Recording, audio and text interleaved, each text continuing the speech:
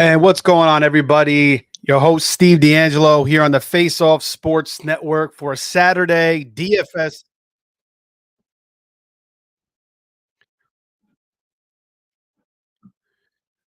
Saturday DFS show. Sorry, I had the show playing in the background, so it was playing in my ear.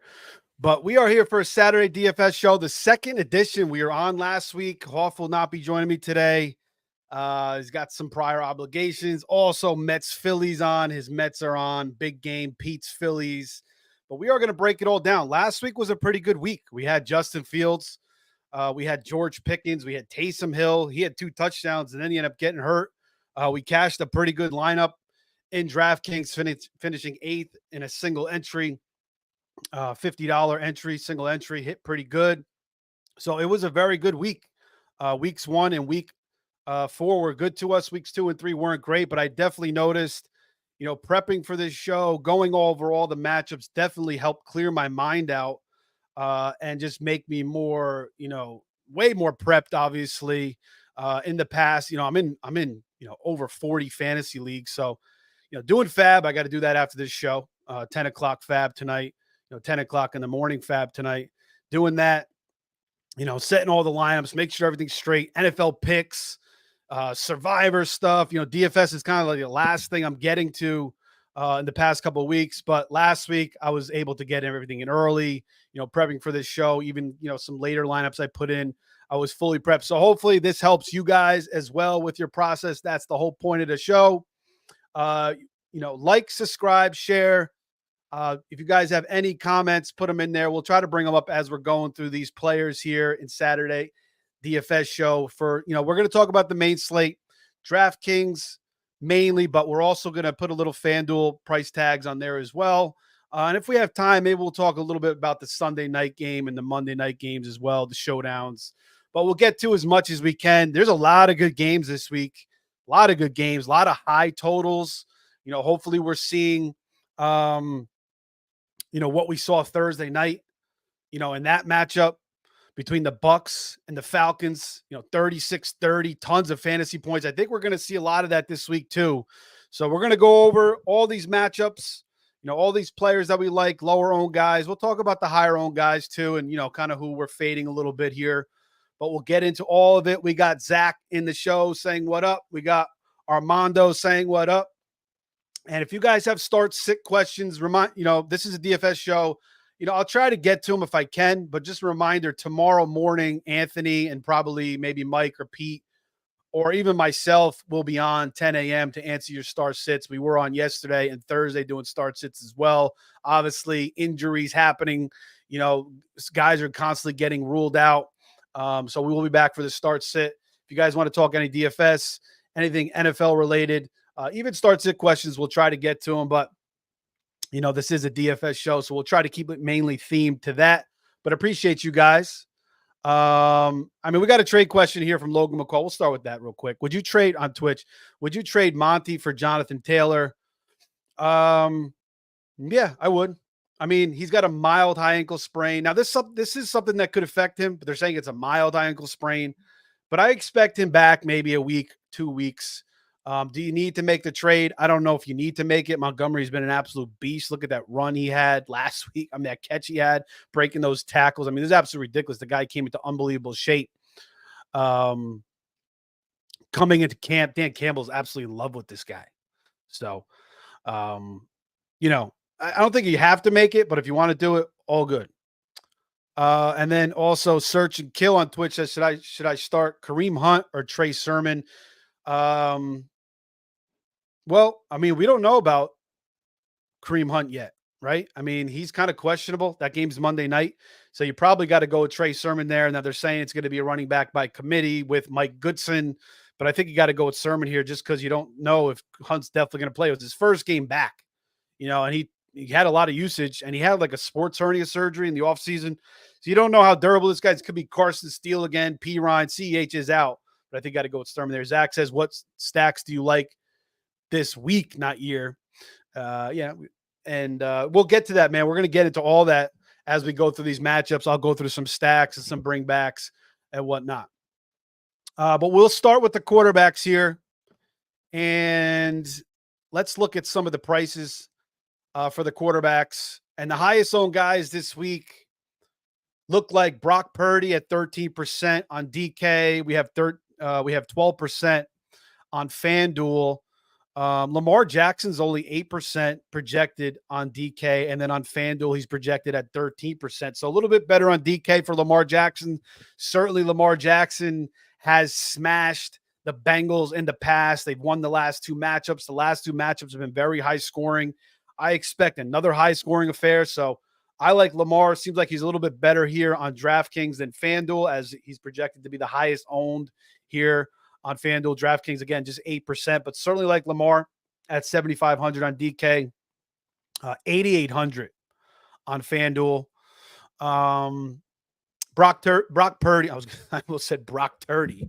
He has been anything but Brock Turdy, man. He's been big C Brock for sure. Purdy getting it done. People are questioning him. Can he do it without Debo? Can he do it without Kittle? Yeah, he could do it. He showed it. Purdy is a very, very good quarterback in this league right now. But high ownership, that is a high total against Arizona. You could say maybe second half. It's a lot of Jordan Mason, but he could come out and throw 3-4 touchdowns. So if you want to put Brock Purdy in there, I don't mind it. Geno 10% against the Giants. That could be another smash spot, but I kind of prefer Kenneth Walker here amongst those Seattle players. He is highly owned too, but we'll get into that. Jordan Love, a little bit less owned here, 6,500 on DK, 10% ownership. FanDuel, he's at 8%. So I kind of like Jordan Love here. 4 touchdowns against the Vikings last week. They were in comeback mode though, so he had to sling it. No Dobbs. I don't know what Romeo Dobbs is doing. He's bugging out. He was their leading receiver last year. Maybe he thinks he's, freaking Justin Jefferson. I don't know. But, maybe he's just pissed that Wicks is going off and Jaden Reed's going off and, he wants his time to shine. But you can't be doing that, man. They supposedly went to his house, look for him because he wasn't responding. He's eating freaking chips in his bed, watching movies. I don't know what he's doing. So he's suspended this week. He's out, hopefully for, the Packers, he kind of, changes his mindset, comes back. If not, this is a potential trade candidate. But even without him, even without Watson, you still got Jaden Reed. You still got Dontavian Wicks. And Love can still tear it up. And we're going to talk about Bo Melton a little bit too. Him stepping up. We've seen him perform in the past. You got Josh Jacobs. You could say maybe they lean on Jacobs here in the second half against the Rams. The Rams are going to be able to kind of keep up with them a little bit. So, you want to use a Jordan Love, Dontavian Wicks, or Jaden Reed, or you want to go lower and go Bo Melton, or you could do like a Wicks, Bo Melton, Reed, Bo Melton, or, Kraft is actually like the highest owned tight end. We're trying to stay position by position, but I'm talking about the stacks here as we go through the quarterbacks. He's 26% ownership right now on DraftKings, 14% on FanDuel, just 3,500 on DraftKings. So yeah, it makes a ton of sense with those two guys out. It's just the ownership's going to be insane, but cash games, certainly, even single entry, 200 entries, it's not bad, but a large field tournament, you're not going to really separate yourself too much with Kraft, but if you want to throw them in there and you got some other combinations, it's not like you totally have to go away from it. And if you guys were listening to this show, way back when, even last year, when Kraft was a rookie and Musgrave was a rookie, I'm sure a lot of dynasty guys agree, Kraft just looked like the better player to me. And he showed that last year. And, he was a little bit injury concerned in the preseason, but now he's showing it. He's getting, way more snaps than Musgrave. Musgrave's even questionable in this game. So he's way ahead of Musgrave right now. It is the Tucker Kraft show. And with those two guys out, it's great. It's just the ownership's going to be a little too high. But he's certainly Kraft's a good player, man. I mean, it was funny how Musgrave was the higher pick and Kraft is outperforming him. But props to the Packers for once again hitting on another good pick there, with all these young receivers, their future is certainly very bright. They are a Super Bowl contender. But my main point back to Jordan Love is low ownership. You want to go with those other guys. You could do a bring back with Whittington, who's also going to be very highly owned. If you want to pivot to Tutu, Or if you want to get even crazier, you could pivot to Demarcus Robinson, who everybody's kind of forgetting about, still playing a ton of snaps. Remember, Demarcus Robinson was the guy over Tutu last year. Tutu kind of started it, then Demarcus Robinson kind of took that fire from him. But this could be Demarcus Robinson this week. You don't know. Like, they could just go to Demarcus Robinson again. So his ownership is going to be way low. If you want to be sneaky with that as well, I see that Colby Parkinson is highly owned. I'm fading him. I don't like this guy. I don't like his talent. He may play a lot because he's the blocker. They paid him. But keep in mind, Davis Allen, more athletic player, better receiving tight end, is questionable. Sounds like he's going to play according to McVay. Seems like everybody's playing. All the guys that are questionable seem like they're going to play except for Cooper Kupp pretty much. So, that's another very sneaky ass play. If you want to throw Davis Allen, I don't know. I don't even see his price on here. He's probably, 3 or less, or the absolute minimum price on DK and FanDuel. So that's just if you want to get a little crazy, but you could certainly throw back Kyron also catching a bunch of passes as well. Again, his ownership is high as well, but certainly the Rams Packers stack with Love and a couple of those Ram guys could be nice in a high total game, which I expect it to be. Back to the quarterbacks here. Do you want to go Deshaun Watson here? Do you want to go Deshaun Watson at 5,300? Do I trust him? No, I do not trust Deshaun Watson here in this spot. Against Washington is a good matchup, and I kind of like the over here. I mean, the ownership isn't, as low as I kind of expect considering it's Deshaun Watson, but I guess it's the matchup. And Watson hasn't been playing terrible. Again, 80-yard touchdown called back last week on Amari Cooper. It should have been a touchdown. It looked like a BS call. FanDuel, Deshaun Watson is only 4%. So he's better on FanDuel, 6,900. You kind of like that a little bit. And again, the way Daniels is playing right now, maybe Jim Schwartz has got something for him. Jim Schwartz is certainly a good veteran, long time in the game, defensive coordinator, former head coach, with the Lions. That didn't really work out too well, but better defensive coordinator, likes to play a lot of man, a lot of aggressive defense. But if you got Daniels and you're playing man, that could be trouble, obviously, with the way he can run. So, can they really keep a spy on him? Who the hell is going to be able to track him, really? And then you got Scary Terry against man, might not be a good idea either. So, it could be a high-scoring game here. Maybe Watson isn't a terrible play, especially on FanDuel. I don't mind it. I actually may throw a couple in there. We don't know how much time Watson's got left. There was talk of suspension with a new accusation. The Browns could possibly get off the hook on his salary if he gets suspended again. We also heard that, maybe the Browns are trying to freaking make that happen. It makes sense, a little bit conspiracy theory going on there. But, right now, Watson's their best avenue. Everybody talks about Jameis Winston, but the last couple of times I've seen Jameis Winston go in there, and even last year, there was a game where I took the Browns in Survivor, or I bet against the Browns in Survivor, and Watson was playing decent. I wasn't doing anything special, but then they brought in Jameis, he was just missing guys left and right. I mean, just skying balls. So I don't know how much Jameis Winston is going to do. I don't think he's an upgrade over Deshaun Watson. I think the Browns kind of know that. But to get off the hook on that salary at some point, if their season keeps going downward spiral, they may just, try to make that happen sooner than later, somehow, some way, get some, CIA operation going in there, a little bit of a coup going in there. Certainly could be possible. Back to the quarterbacks here.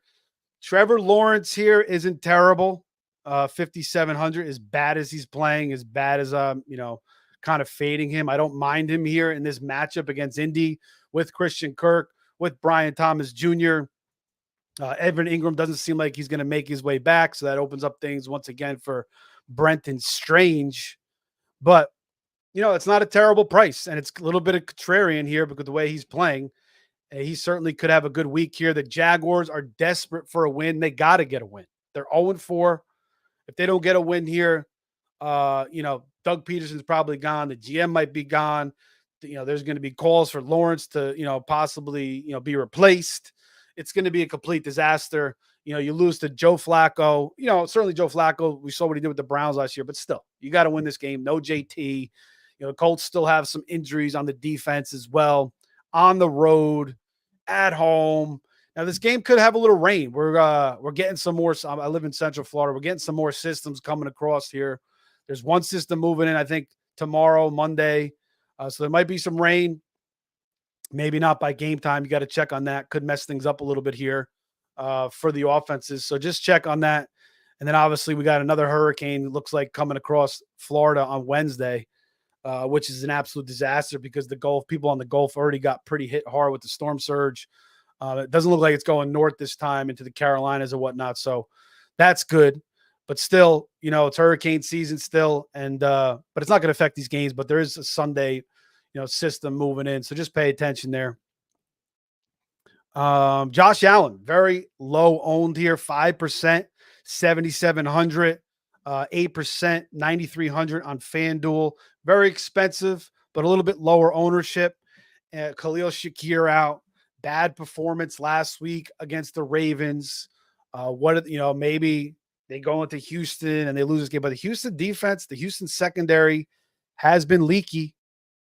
They've been letting up points. They've been letting up big plays. We saw that, with freaking Anthony Richardson in week 1, Stingley and the safety both getting beat on a bomb to Alec Pierce. Richardson throwing for 212 and 2 touchdowns, running 6 for 56 and a touchdown. Even Caleb ran for 44 yards against them. Darnold didn't have a big game yardage wise, but 4 touchdowns. And even Trevor Lawrence had 2 touchdowns. So what is Josh Allen going to do? I get he's missing Shakir, but you input Curtis Samuel, who knows this Brady system. Brady was talking about Curtis Samuel getting more work last week. I think they're going to get Samuel involved, and I think he can fill in that Shakir role. I mean, we've seen the talent of Curtis Samuel. This guy just has had a lot of health issues. He's older now, but he still could perform here in this spot. You got Kincaid. Keon Coleman's getting a little bit, they're getting a little bit more of a rhythm. It's going to take a little while, but the back shoulder throws, those tight knit throws along the sideline in the end zone. Allen can make those throws. Coleman has good hands. He can come down with that. And then you got, Matt Collins isn't terrible. MVS can stretch the defense. You got James Cook out of the passing game. If he could stop catching those wide open touchdowns, though, it would help out a little bit. But Allen could smash here. I mean, he could get 3 touchdowns. He could run for another one. It's Josh Allen. He's been the fantasy quarterback number 1, 3 out of the past 4 years or 3 out of the past 5 years, whatever it is. So, people might be a little bit down on him. You got to pay up a little bit for him on FanDuel, but certainly a decent enough price on, you got to pay. You got to pay. He's the most expensive on DK too, 7,700. But it is what it is. It's Josh Allen. It's just that the ownership is going to be a little lower. And then if you want to get sneaky with him, you throw in Curtis Samuel. Then you bring back, maybe you don't want to bring back Nico. Maybe you don't want to bring back Nico, but maybe you bring back Tank Dell, low ownership. Even Stephon Diggs in a revenge game. Those are some things you could do. Even maybe Cam Akers. I mean, the Bills' run defense hasn't been good. The Houston certainly wants to run the ball. Now they're mixing in Dare Ogunbowale a little bit as well. But that's definitely a combo you could roll with there. So you got to pay up for Allen, but you could definitely do a nice little stack. Now, one that I like here, this is probably one that I'm going to be, trying to put in most of my bigger lineups, higher entry lineups, to get away from the crowd a little bit. And, we talked about Lamar in this matchup. It's going to be Joe Burrow. And he's only 6,400 on DK, 5% ownership, 7,800 on FanDuel, 5% ownership as well, projected. And again, I think this is going to be a high scoring game here, guys. I really do. Total is set at 48.5 right now. Back and forth. The last 2 matchups, again, were high scoring. Bengals need this game a little bit more than the Ravens. They only got 1 win. The Ravens only got 2. But I think the Bengals need this one a little bit more. We got Higgins now, 3 weeks back. You still got Yoshivas. Obviously, you got Chase. A little Gesicki in the mix. Chase Brown making plays out of the past game. Zach Moss.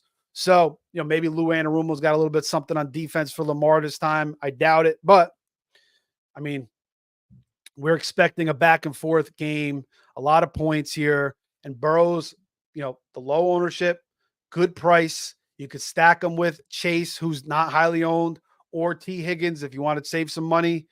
Maybe Yoshivas as well. You want to do a double stack there, or Gesicki, or like a Chase Brown. I don't mind it. And then you throw back Zay Flowers, also another low-owned guy. I like that. If you want to get a little bit ballsy, you go with Mark Andrews, who everybody's dismissing. But this certainly could be a Mark Andrews game. And the tight end slate, we'll get into that.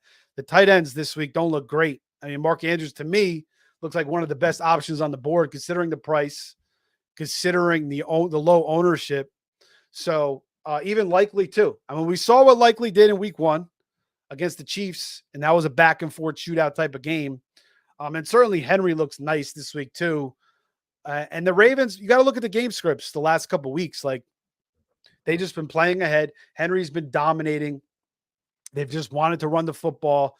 They may have to change things up a little bit more this week with the Bengals kind of, outpacing them. I think the Bengals are going to win this game. So I think the Ravens might be coming from behind a little bit in this game. So they'll certainly still use Henry. That might be their best pass. Henry could still run for $150. But I just think Lamar, this passing game, is going to get work here. They're going to get production. So and I like the low ownership of Zay and Andrews and Likely. So that's why I like those bringbacks with the Burrow, Higgins, or Chase. And then if you want to double stack, Yoshivas or Chase Brown, or Gesicki to a lesser extent, but then you got Eric Gold Jr. getting snaps too. Gesicki's running more routes. Eric Gold Jr. I think has more snaps. So, I don't know about Gesicki, but Chase Brown, Yoshivas, certainly. But yeah, Burrow, guys, I like the low ownership there. And I like the salaries on FanDuel and DraftKings as well. Outside of that, I'm not really crazy about any of these other guys. Maybe Stroud. He's only 3% owned, 7,200. But the Bills defense, again, we saw what they did week 1, their opening game.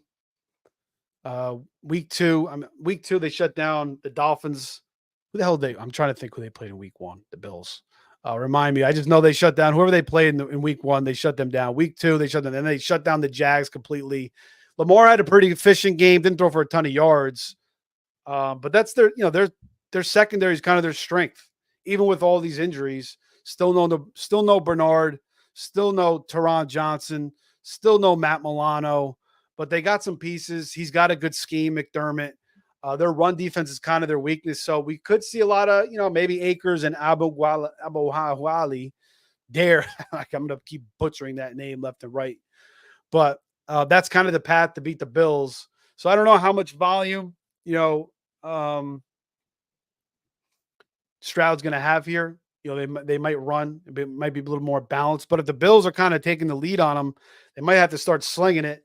But and it's Nico Collins, he can still smash, but they do prevent a lot of those big plays, the Bills, a lot of too deep coverage. So it could be more Tank Dell, could be more Diggs, a lot of long drives. It could be something like that. So, Stroud's not one of my favorite plays this week, but I don't mind him. It's not terrible. I don't, Stafford, 5,500, not bad either. Again, I think they'll be chasing points in that one against Green Bay. And then you can put in Whittington there, 2-2. So, but how much is Stafford really going to give you? He doesn't run at all. So it's like, you're looking to try to win tournaments and break tournaments. Stafford's not really going to break a tournament for you. He could come out with a 300-yard game, 4 touchdowns. He's capable of that. But without Kupp, without Puka, Whittington, so the guys aren't really there. I know Jared's still questionable for the Packers. If you want to go Caleb against the Panthers, I don't really like that too much either. Again, it was the DeAndre Swift show last week. who's to say, they don't have a big lead with their defense, and it's a lot of running with him and Roschon. Don't like Dalton. I think Dalton's going to fall apart a little here against the Bears, so forget about that. Joe Flacco, somebody mentioning in the chat. And then we got a super chat by Tyler. We'll get into that right after that. Spanish Martin on YouTube says Flacco. Yeah, man, that's not a bad one either against the Jags. And he's got all the weapons at his disposal. Flacco certainly is cheap. He's got low ownership, just 2% on DK. FanDuel, 1%, 6,800 on FanDuel, 5,500 on DK. Yeah, man, I like that one. That's a good call. Looks like he's going to play. Richardson's going to be out. I think it's already been announced. You got Josh Downs, Pittman elevated with Flacco. Josh Downs elevated with Flacco. Alec Pierce, I think, has some good matchups here. Maybe Flacco takes some shots deep to him.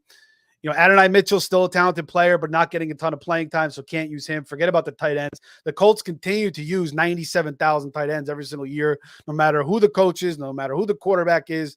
They just use 4 or 5. I don't understand. Like, they never commit to one guy. Mo Alley Cox been on that team for freaking 10 years, and he just, he's just always playing very sparingly. Always like Mo Alley Cox. Remember, he played college basketball at Virginia Commonwealth in the Atlantic 10, VCU down in Richmond, Virginia. History note on Richmond, Virginia, the former Confederate capital in the Civil War. A lot of history there. If you guys go down there, you can check it out. But going off on a tangent here on the Colts. But yeah, I like Joe Flacco. And yeah, I like that call. So not a bad one. Save some money. Let's go to Tyler here. He's got a start sit. Tyler, always in the show. Welcome back, man. Start 2, Dell, Hunt, Ford, Hunt. Start 2. So it's Dell, Hunt, or Ford. Again, I think you got to go with Dell and Ford here. We don't know about Kareem Hunt yet on Monday night. Sounds like he's questionable. Sounds like it could be possibly a game time decision. Maybe he's playing. Maybe they're leaning towards him playing. But I think you go with Ford. Ford should catch a bunch of balls in this game. Donta Foreman is nowhere to be seen. Tank Dell hasn't really gotten it going, but I think in this matchup, he could finally, do some work here. I think this will be a fairly high scoring game. I prefer him over Hunt, especially if you don't know Hunt's going to play. So I think those are the two guys you got to go with. Thanks for the super chat, man. Appreciate it, Tyler. $1.99. If you guys want to, want me to answer your questions a little bit faster, I'll get to some of these here. I kind of want to get through the thing. And we got the Yankees playoffs here at 6:00, starting right now, actually. But if you guys want to jump the line a little bit, I'll, you send in a super chat. I'll certainly get to it. Even if it's, 99 cents, we'll do it for you guys. But again, I'll get into some of these questions and bring up some of your comments as well as we're going through. Appreciate you guys joining us today. Make sure you like, subscribe, share. Again, we got Monday recaps, Tuesday waivers, Wednesday's buy, sell, holds, Thursday start sit 'em, Friday start sit 'em, NFL picks on Thursday night late. Mr. Wumba says, I think it was a few hours ago, Hunt is good to go for Monday. All right. I mean, I kind of still go with Dell and Ford there. I like Ford for Hunt. I think the Saints are going to pull that one out on Monday night. I think their defense will come to play. The Chiefs, I think they've been just skirting by. I think they're finally going to lose here.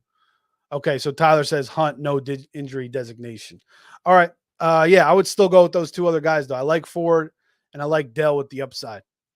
I'm not crazy about that matchup there. And let's see how Hunt holds up. Again, sports hernia surgery, already a little bit dinged up.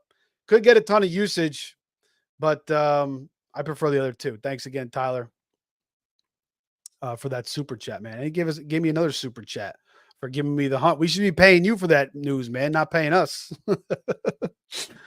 All right, back to these guys. I think we covered the quarterbacks pretty good. So let's move to the running backs now. And again, guys, hit that like button, subscribe to the show. We got you covered all single week. More start sits coming 10 a.m. in the morning. So if we don't get to you guys today, come back tomorrow or leave in the comments too. We'll answer the start sits after the show. I'll try to answer as many as I can as well. Let's get to the running backs here. And the name that popped off to me to the most, even though the ownership's high, is 25%, Kenneth Walker on DK, 6,800, FanDuel, 30%, 7,400. So second highest owned projected on FanDuel, third highest on DK. But the price is good. And I think he could smash here against the Giants. He looked so damn good last week. I mean, Walker is kind of like elevating himself as like a top 5 running back, top 3 running back in the league. I mean, he's getting up there, man. The way he was running last week. The biggest concern with Walker is he's always kind of leaving games early a little bit. So if you want to move off of him because of the high ownership, I don't mind it, but the price is pretty good at 6,800 DK. Again, 7,400, a little bit more expensive. Relatively more expensive on FanDuel, 7,400, and also higher ownership. So don't hate it. Tyrone Tracy's got high ownership this week, filling in for Singletary. So certainly could catch a bunch of balls, but you're going to have Eric Gray in there. Are they going to mix in Eric Gray? We haven't seen what Tyrone Tracy can do. He's only 4,300, but 22% owned. Tyrone Tracy on DK, 4,800 on FanDuel, just 8% owned on FanDuel projected. So better on FanDuel than DK. But I kind of need to see it from Tyrone Tracy here. Former receiver from Purdue. But they may use Eric Gray too. How good is this offense going to look without Neighbors too? Are they going to be in red? They don't score touchdowns. Like Daniel Jones can't get into the freaking end zone. They're kicking 97,000 field goals. So he's too high owned for me. He's cheap, but I just, to bust the tournament, I don't see Tyrone Tracy going off. Now, maybe he catches freaking 8-9 balls and goes for 60 yards and, breaks a big play. It is possible. I just, I'm not too crazy about it, but it certainly could work. Jordan Mason, once again, highly owned, 29%, 7,400. Again, you got to pay up. Kyron's the highest owned back on DK, 33%, 7,600. Just the amount of usage is insane. He should have another good game here, especially chasing points against the Packers, catching a lot of balls out of the backfield. Where is Najee here on DK? I don't know why I don't see him. But on FanDuel, 6,500, 21% owned. No Cordero, no Jalen Warren. Najee may he's going to get all the passing work here. He might catch like 6-7 balls in this game. So I think, Najee 6,500. I like that kind of the ownership, 4th on FanDuel. Not terrible. Might be a little bit lower because people are kind of just down on Najee in general. So that might be a little too high. DraftKings, I'm trying to see it here. I don't know if you guys have the DraftKings projected ownership here anywhere. Let me know. I don't know why I don't see Najee here, but we'll just figure, maybe around 20%, something like that, 18%, something like that, is possible. But without those two guys, with the amount of work he's going to get in the passing game against the Cowboys defense, actually, this is a Sunday night game. That's why I'm not seeing it here. We're talking about the main slate. My bad, guys. But I guess we'll talk about the showdown a little bit here. I mean, yeah, if you want to get Fields in there, you want to use Pickens, you can use Najee. You could bring back maybe fade CeeDee Lamb, go with Jalen Tolbert, or maybe a Pat Freiermuth there. You could get in there as well. You can see what you could fit in. I think Najee, pretty much has to be in the lineup. Maybe you could throw in a Rico Dowdle. But yeah, that's why I'm not seeing Najee here on the DK. I'm looking at the main slate mostly, but FanDuel for the showdown purposes, 6,500, 21%. We'll keep it moving with the RBs. Jerome Ford, 14%, 5,800. Again, I think he's going to catch a ton of balls. I don't mind that. That's not a bad one there. And 6,300, 12% for Jerome Ford on FanDuel against Washington. Back and forth game, 43.5 total. I like it to go over there. So, yeah, Jerome Ford, I kind of like it against that defense. Now, they're playing a little bit better, the defense, last couple of weeks. Maybe Dan Quinn's starting to figure things out. But, and, the Browns, I think, are getting a couple guys back on that offensive line, I believe, this week, whether it's Willis or Conklin. They're both questionable. We'll see who they get back. I mean, they got so many injuries. I don't even know if Njoku's coming back. Njoku comes back, he's going to be so highly owned. Nick Chubb's not quite ready yet either. Again, no Donta Foreman. He's not doing anything. Pierre Strong, I guess he's also questionable. Like maybe he gets some work if he possibly plays, but he's still all banged up. So maybe the Browns get a couple of these guys back on the offensive line. It kind of helps out a little bit. But we'll see if Conklin or Willis make their way back. But either way, I think Jerome Ford's a good play, especially in PPR. More so for DK with the 1 PPR than FanDuel with the half PPR. Brian Robinson Jr., we still don't know if he's going to play. Sounds like I heard him yesterday say he feels great. But the way Jeremy McNichols kind of ran the ball last week, maybe, and Eckler's back this week, they just say, let's just give you a week off. Let's get you healthy. But certainly 6,600, 8%. Now, if he's ruled in, that percentage probably goes up a little bit. But right now, that's what it's projected at on DK, 7,700, 4% on FanDuel. Let's see some other guys here. Who do we like? King Henry. Do we want to pay up for King Henry? I don't mind it. I don't mind paying up for King Henry. The Bengals run D has not been good. You got to pay 7,800 for King Henry, but just 10% ownership on DK. So not bad there. 9,200 on FanDuel, 12%. So it's low ownership for Henry. It is low ownership because the price is just getting very, very expensive. So you can find ways to fit that in. Again, we'll talk about some of these receivers. We'll talk about some of these lower end running backs. You can find combinations. I mean, Henry could go for another $150. He could break the slate. I mean, who's to say he just doesn't run ape shit all over the Bengals defense? One of his patented, 200-yard games, 2 touchdowns. Regardless, his ceiling is the roof, as Michael Jordan would say. And he could go off, 20 fantasy points, 25 fantasy points, maybe 30 fantasy points. You got to pay a premium, but the low ownership kind of makes him a little bit more attractive. Devin Achane, the ownership is so low on him. 1% I'm seeing on DK, 7,200 price. So, if you want to be contrarian, Achane has not looked good. Mostert's coming back. The matchup isn't terrific against the Patriots, and Achane doesn't really look too healthy. Like he kind of looks like Sony Michel to me. So I'm not totally thrilled with it, despite the low ownership. But I mean, he's a guy that could break a slate, right? So 1% ownership on DK. I mean, if you wanted to roll the dice there, I don't mind it. But the guy that I'm a little bit more intrigued, I think, and who's cheaper is Mostert. Think about Mostert. He's kind of been waiting in the wings.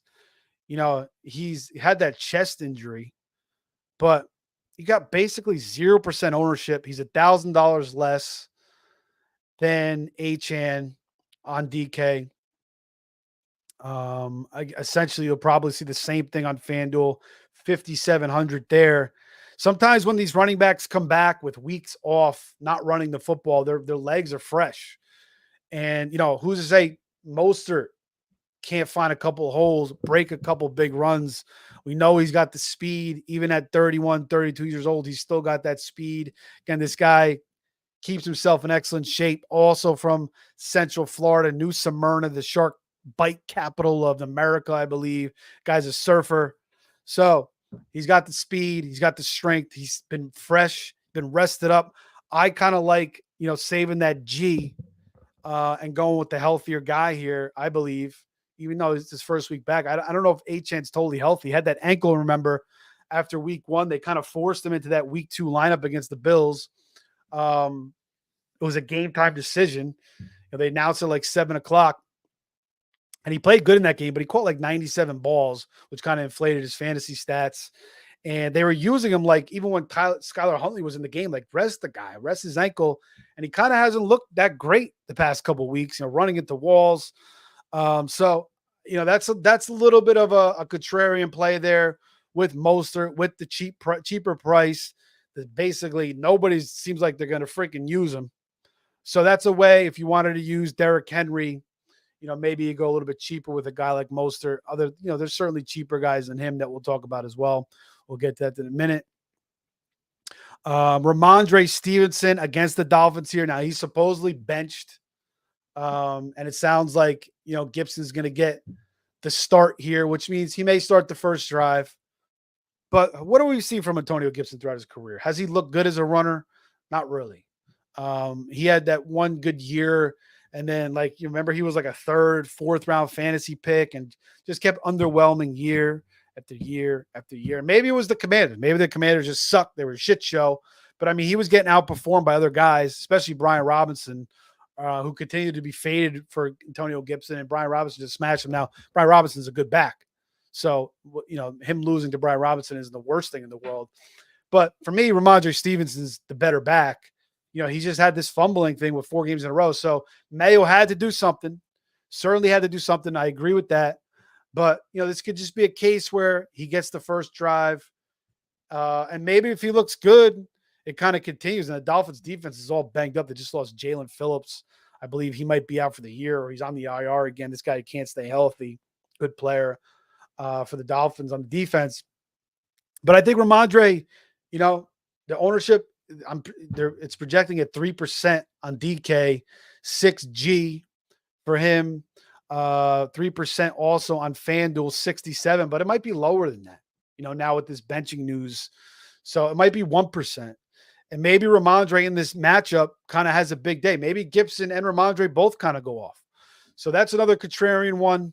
I don't mind it. I kind of like it. Eckler is way down there at 5,600, just 1%. That seems kind of low to me. Should get a lot of work in the passing game. Obviously, with B-Rob out, I guess maybe if B-Rob's out, that will definitely inflate once he's officially ruled out. But not a bad one. And then Jeremy McNichols, took 2 touchdowns away from Brian Robinson last week. Actually looked pretty good, turned the corner on some of those. He never really looked that good in Tennessee. Not using Jeremy McNichols, though. Looking at some other guys here. James Cook, strong start to the season. Last 2 weeks haven't been great, but just 8%, 7G. That could be, the Bills are going to still probably try to, run that rock, especially with Shakir out a little bit. But if it's not working, they'll pivot real quick. But Cook certainly could have a big game. Again, he's just got to, when Allen's putting those freaking layup throws in his mitts, he's got to come down with them. I've probably seen like James Cook in his career with the Bills probably drop like 6, maybe 5 or 6 of those touchdowns right in his hands from Allen. But he's still a very, very good back. It was just kind of tough getting him in redraft in the 4th round. We're going to get to the comments and the questions once I finish up the running backs. We transition to the receivers. Let's see what else we got here, guys. As far as running backs this week in daily fantasy. Cam Akers, 5,500. Again, you got Dare Ogunbowale. Cam Akers, 13 for 55 yards, 13 carries for 55 yards, no work in the pass game. They should get him some work in the pass game. I mean, throw the guy the ball a little bit. Why not? But this certainly could be a case where Akers maybe gets, maybe 16, 17, 18 carries. The Texans are certainly going to look at what happened to the Bills last week. No Ed Oliver for the Bills this week. That is big. Another big injury. The Bills have just been decimated by defensive injuries the past couple seasons. So that's a huge injury. Akers certainly could punch in a touchdown or 2. Bobby Slowick, wants to run the football, just like Shanny wants to run the football. Is that going to be their best course of action in this game? We'll see. Maybe they have the lead. Maybe they don't. Maybe they got to throw a little bit more. Maybe their passing game's taken away by the Bills a little bit more. Maybe they got to run a little bit more. I mean, it can go a variety of different ways. But 5,500 is not bad. I'm kind of rooting for Cam. back-to-back Achilles injuries, which is crazy, but it's, credit to him for working his balls off, getting back. Mixon's going to be out maybe another week, maybe another 2 weeks with that high ankle. So I don't mind it. If you want to save some money, is he going to break the slate? Probably not. That's kind of what you're looking at. But if you have other guys, you throw him in there and he gives you, 80 total yards and a touchdown, it's worth it. So, it's all you really need. Antonio Gibson, 5,100, 1%, projected lower than Ramondre despite the benching. Maybe that changes though. Now that just kind of came out yesterday late. So maybe that changes. 5,100 on DK. FanDuel is, where is he? I do not see him here. But similar, I'm sure, with the projected ownership. But either way, maybe Gibson starts the game out hot. Maybe he looks good. And maybe it's a case where Ramondre is only getting like 3-4 carries. There was a world where that happens. And maybe Gibson's getting like, 20 touches. I mean, it's possible. So again, you're trying to take shots here. You're trying to be contrarian. You're trying to be a little bit different when you're playing these large field tournaments. Again, 50-50s, cash games. You want to go with the higher price guys, the more highly owned guys, a little bit more. You want to get those smash lineups, but you're playing in large fields. You got multiple entries. You want to mix these guys in. It makes sense. Single entry too, you could do it. Single entry is kind of like a balance between, using some high ownership guys, using some low ownership guys, because it's just one entry. And, depending on the field though, like when I like last week, I made a good decision. I entered a $50 single entry and there was 2 of them on DK. One of them was, I think 2,000 entries. The other one was 4,000 entries. The price was higher. Obviously the payouts were higher on the 4,000, but I took the 2,000 just thinking, I had a better shot to cash, obviously, half the freaking pool there. And it worked out. I finished 8th out of like 200 teams. So it was a nice payout. If I would have entered, the 4,000, I probably would have finished, maybe, who knows? I don't know. I didn't look at it. Maybe 30, maybe 40, and, been paid a lot less. So, you just got to be smart. Don't get too greedy. We look at these, these big cash prizes and we get so excited, play some cash games, play some 50-50s, play the single entries. To me, I love the single entries, not just because like it gives me a better chance to win, but I just like the fact that everybody just gets one lineup. It's not like these multiple entry tournaments where you got guys importing, these crazy guys got 4 screens, putting 150 entries into the, the $5, even like these $20, putting 150 entries, maxing out. And you're just at such a disadvantage. Even if you put in 5-6 lineups, you're still at a disadvantage. So I like it. You put your balls on the table, you put your cayunes on the table, one freaking shot to go at it. That's it, and your chances are good to win. Especially in the smaller prize pool. You just got to make sure you're making everything work. Pick your best lineup or, a few of your best lineups, put them in there. Josh Jacobs is the guy I wanted to discuss here. 6,400 on DK, 10%. Nice ownership, low ownership, good price. 7,000 on FanDuel, 13%. But I like the game script here for Jacobs. Now, the 2 reasons I like it is Rams, obviously, no Puka, no Cup still. Stafford could still work his magic. McVay could still work his magic. But I think the Packers are going to play with a lead here. They need this win. Jordan, they lost last week. The Rams lost last week, too. The Rams need this win, too. They're 1-3 now. They beat the Niners of all teams. But could have a second half lead. I think that LaFleur is going to tell Love, listen, stop throwing up your back foot. Stop, trying to make these miraculous passes. Now, that's part of his game. So you want to play, you want to let him do his thing. But 3 picks last week, despite the 4 touchdowns. Even in week 1 in that Brazil game, he looked a little sloppy. We saw that from him last year. He started hot, then he struggled, then he was on fire the rest of the year. So maybe he wants to just get this run game going a little bit with Jacobs. And Jacobs could have a nice game here. I'm not the biggest Jacobs fan, but I kind of like this spot here with the low ownership and the low price. And I'm not so concerned about Emmanuel Wilson. By the way, guys, Marshawn Lloyd, if you could put him on your IR, good stash there in fantasy football. Trey Sermon, again, he's going to mix with Goodson, 5,700, 11% on ownership on DK, 5,900, 14% on FanDuel. But they're saying running back by committee with Goodson. Now, you expect Sermon to get most of it. Good matchup here against the Jags. And I rooted for Trey Sermon. I liked him a lot coming out of Ohio State, 3rd-round pick. He went into that Shanahan doghouse. He got mollywopped. I think he got a concussion. He fumbled the ball. Like, we never heard from Trey Sermon in San Francisco again after that. And then he goes to, I think he was on one other team before he went to the Colts, but he just hasn't shown it. But I think he could show out in this game. Like, I'm kind of rooting for him. I'm definitely going to put Trey Sermon in a couple of my lineups here this week. I'm going to root for him, but he could bust. I mean, he could give you 7, 8 points, not really do anything. And maybe Goodson's catching more passes. So just be aware of that, because we really just have not seen it from Trey Sermon. A couple glimmers last year filling in for Taylor. Any other guys you want to talk about here?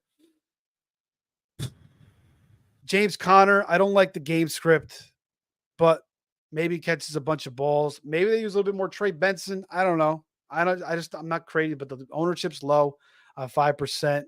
But I'd rather go with Jacobs at 64, despite the 5% higher ownership there on DK.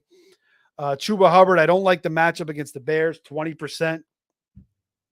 I think that game could just be ugly for the Panthers all around. DeAndre Swift, you're going to have to, high ownership, 5,700, 22%. I don't mind it. Maybe he keeps it rolling here. I'm probably not going to use a lot of them. I still don't kind of trust them. Maybe the Panthers bring something with their run game, out of their ass somehow, but it's not a bad one. Zach Moss, 6,000. I prefer Chase Brown, 5,600, 400 less, 1% compared to his 4%. Now, both low enough, certainly. But I think Chase Brown getting the goal line carries, I think I like him a little bit more in this matchup, especially in like a shootout type matchup. Now, they're using Moss a lot in the past game too, but I still prefer Chase Brown. I just think, he may usurp a little bit more from Moss every single week going forward. 6,100 on FanDuel, 1% ownership. Zach Moss, 6,600, 3% ownership. All right, guys, let's see if there's anything more. Then I'll jump back into the chat and talk to you guys a little bit. My bad for rambling a little bit too much, but I just want to try to cover everything here. Is there some really cheap guy? We talked about Jeremy McNichols. I mean, if you wanted to use him, 4,600, nobody's going to have him. That's not a terrible one considering how he looked. And then another one too is Justice Hill, 5,300. Again, very low ownership. Justice Hill is a good freaking player, and this is a good spot because a back and forth game is when you want to use Justice Hill. Even against the Bills last week, they had that lead and they were still using him because he was like, he was just dumping off left and right. So those are two cheap guys you can use there. Obviously, I prefer Justice Hill over Jeremy McNichols. Anybody else here on the list? Alexander Madison, 5,200. No Zamir White. That's certainly one you could utilize here. 4% low ownership. And maybe with the full amount of work here against the Broncos is not bad, but the Broncos got such a good defense. So I don't see the Raiders doing much on offense. So I'm not crazy about that one. I probably not going to use much Alexander Madison this week. Javonte Williams against the Raiders. He looked better last week.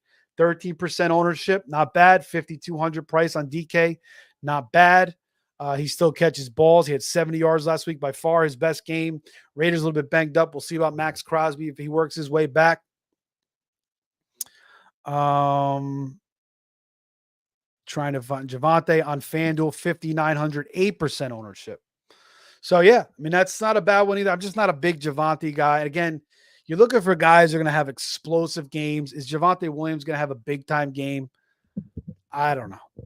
No Tyler Batty. He was looking good last week. Then he got hit pretty hard. He fumbled. Now he's on the IR. So it's going to be Jaleel White, McLaughlin, and and Javante. Another guy to stash on the IR if you can is Audric Estime. Could get some work eventually, working back from that ankle injury. Might be back in a couple weeks. Again, you guys, you want to think ahead when it comes to the waiver wire. If you got some trash on your lineup or you got a couple IR spots, go add those guys. Go add them. All right, I think that does it. If I missed anybody, Tyler Goodson, 4,700, 1% owned. We got to get to the receivers because there's a lot. Let's get back into the chat. I'm missing the Yankee game, but let's talk. We got a lot of people talking here.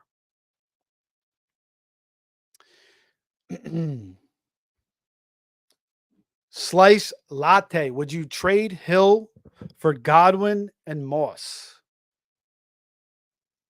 Tyreek for Godwin and Moss. At this point, man, if you're a losing team, you need some W's. Why not? I mean, yeah, might as well go for it. But Tua is expected back week 8. But Godwin's been good enough. And then you're getting Moss. But again, I think if you need the W's, I think it's a move you may need to do. So yeah, I don't mind it, buddy. Again, guys, like, subscribe, share, hit that like button. Kenny Walker, core piece in everything I'm doing on both sites. Yeah, I agree, man. The ownership's high, but the price is good enough, and he could smash the slate, and that's what you're looking for. Trey Sermon, question mark. Yeah, I think he's going to play. I think he's okay. But yeah, wait and see on that. Eric says Dalvin Cook or Juju beat the waiver wire ad. Neither guy, man. It's got to be more. Oh man, G5 said ill. I would go elsewhere. I agree, man. Juju has no. I mean, I would say out of those two, I would go Juju. You know, it's still going to be if you needed a receiver. Out of all, Dallas is still going to use 97 running backs regardless. Zeke will work in. Rico Dowdle will work in. Thoughts on Josh Allen? I went over that. We do like him this week with the low ownership despite the high price. Mark Folkman says, bad idea to start Justice Hill over Ramondre this week. Not sure how benched Ramondre truly is. Half PPR. I don't think it's a bad idea. I'm just putting on the Yankee game here, guys. Where the hell is it? Oh, there it is. That takes precedence over all things. Nothing like Yankee playoffs. Great baseball this year. A lot of good teams. Yeah, you got the Mets in, you got the Phillies. So a lot of East Coast, Northeast teams in the tournament. I mean, the Dodgers, the Padres are back in it. Padres are back in it. The Royals, the Tigers, crazy. But no, man, not a bad idea. I think, like I said, I think it's going to be a high-scoring game. I think Justice Hill is going to be involved once again. He had 18 fantasy points. That might have been his career high, maybe. And I think he's got a safe floor every week of like 8 to 10 points. And again, it could be ugly for Ramondre if Gibson starts out hot and heavy. So I don't mind you pivoting to Hill there. He's still going to play. I agree. And he still could outperform Gibson. He could still have a very good game. He could smash here. Ramondre is more talented than Gibson. But I don't mind if you want to play a little bit safe there and go with Justice Hill. Would you trade Thomas Jr. and Irving for Jacobs? No, I would not do that, man. Hold on to Brian Thomas. Pickens or Higgins this week from Zach. Man, I really like T. Higgins this week. We're going to talk about him when we get into the receivers with that Joe Burrow stack. But I think you still got to stick with Pickens just because he's getting the ball. Again, Trayvon Diggs may not play. He's questionable. No DeMarcus Lawrence. No Micah Parsons. Justin Fields. Again, as much shit as people want to give Justin Fields and they continue to doubt this, doubt. Kind of reminds me of Josh Allen when obviously Fields is not Josh Allen, but you remember like beginning of Josh Allen's career, everybody hated the guy. His rookie year wasn't great. Still ran a lot. Second year was a little bit better. Third year was a little bit better. Everybody's like, oh, this guy still sucks. When Stephon Diggs came to town, they're like, oh, Diggs is in deep shit because Allen can't hit the freaking broadside of a barn. And then everything changed. I mean, he just shit on everybody. And Fields has looked even better. He's showing in Chicago with DJ Moore last year. DJ Moore was wide receiver 3 in the games that Fields played last year.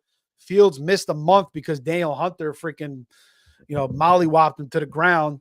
So if, Moore might have been, he would have had a bigger year. Fields would have had a bigger year last year, and they certainly have showed a good connection, Pickens and Fields. I think I stick with that. But Higgins, I think this could be a Higgins game for sure.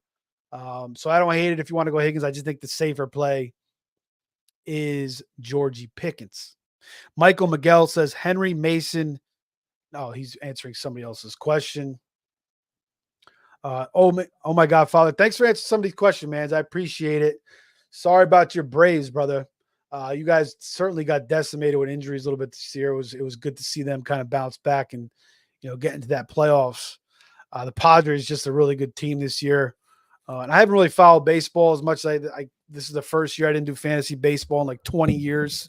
Still followed the Yanks, but a little bit clueless on the rest of what's going on. But I did see that, I got a couple of friends that are Braves fans.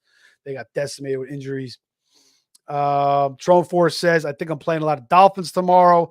They should be low owned. We got just people talking here. Oh my Godfather's answering a lot of these questions. I appreciate it. Oh my Godfather says, go Yanks. Despite the Braves in there, I appreciate it, man. And Jamie is here saying, hey man, welcome back, Jamie. And he says, oh my God, I'm an hour late. Well, you could rewatch it, man. You got time, but appreciate you coming back, brother. And oh my God, fathers, it's all good. Appreciate the sympathy. LOL. Jose Rodriguez, Wan'Dale Robinson or Brian Thomas Jr. Got to go Brian Thomas, even though I like Wan'Dale this week. With no neighbors, Wan'Dale might catch freaking 15 balls this week. Certainly could go off. It's probably not going to be for a lot of yards, although Wan'Dale can break tackles. I mean, he can do that, and he can make big plays. A second-round pick out of Kentucky, healthier this year off the ACL injury, but Brian Thomas Jr. in this matchup in a desperation against the Colts, who are just leaking to fantasy wide receivers, third worst. Or one of the, well, not third worst. I'm sorry. What are they here? About fifth, sixth worst. But outside receivers have been getting smashed. Nico 6 for $117. Romo Dunze 6 for 112. Georgie Pickens 7 for 113. Brian Thomas has looked the part. I remember saying, like, watching Neighbors and Thomas. I'm saying, like, Thomas is he looks almost as good. Like Neighbors just has that acceleration that is just totally different. But Thomas has like that burn you long speed, and he's getting better at his route running, and he's making catches and trap. Both those guys are ridiculous. That team that LSU had with Daniels, Thomas, and freaking Neighbors is just ridiculous. Remember, Florida State beat them game 1 last year to open up the season. And now Florida State is a hot mess. Hustlin' Bruce says, good evening. Would you trade Adams and Hubbard? Good evening to you, man. For Bijan and Watson. Devontae Adams and Chuba for Bijan and Christian Watson. Yes, go get Bijan and go get Christian Watson. Now, Adams certainly could end up with the Chiefs or the Bills, the Steelers, possibly in a better situation, but you're getting Bijan. And again, Bijan's been a little underwhelming. Again, I've talked about this in past shows. Maybe he's just not the player that we all thought he was. He's not this absolute elite talent, still a very good talent, still a top echelon player. But is he a guy that just is going to dominate the league? Probably not. And, the Falcons don't really need to use him as much because they got Kirk now, and you got Mooney and you got London, and Kirk opens these things up for these receivers. But I'd still make that deal. And the other guys can comment too, give their thoughts on that trade. But, Hubbard's going to lose action to Jonathan Brooks at some point too. So go get Robinson. Watson, high ankle sprain, but she'll be back in a couple of weeks. Now, Dobbs may get shipped off too with this. He's all pissed off. That was a shocker. I mean, that just came out of nowhere. I mean, Dobbs was their leading receiver last year, 900 yards. I talked about earlier in the show, but still just weird. All right, guys, let's get into the receivers now. Again, if you guys want to hit me up with any super chats, I'll be checking periodically. I appreciate it. Make sure you like, subscribe to the show. More Star sits tomorrow, 10 a.m. for you guys to get you fully ready. but we got you covered all single week. So make sure you hit that subscribe button, hit the like button. Follow me on X at Fantasy Savvy too. I appreciate that as well.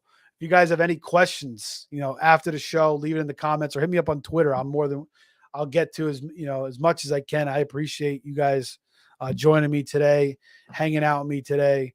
We love it. So hopefully the Yankees, there's a double in the gap. Oh, what a play by Judge, man. It's just ridiculous. The range he has at 6'7", 240, the way he runs, man, it's just incredible. I mean, he's like a 5'11", $190 Kenny Lofton out there tracking fly balls in the center field. What a play.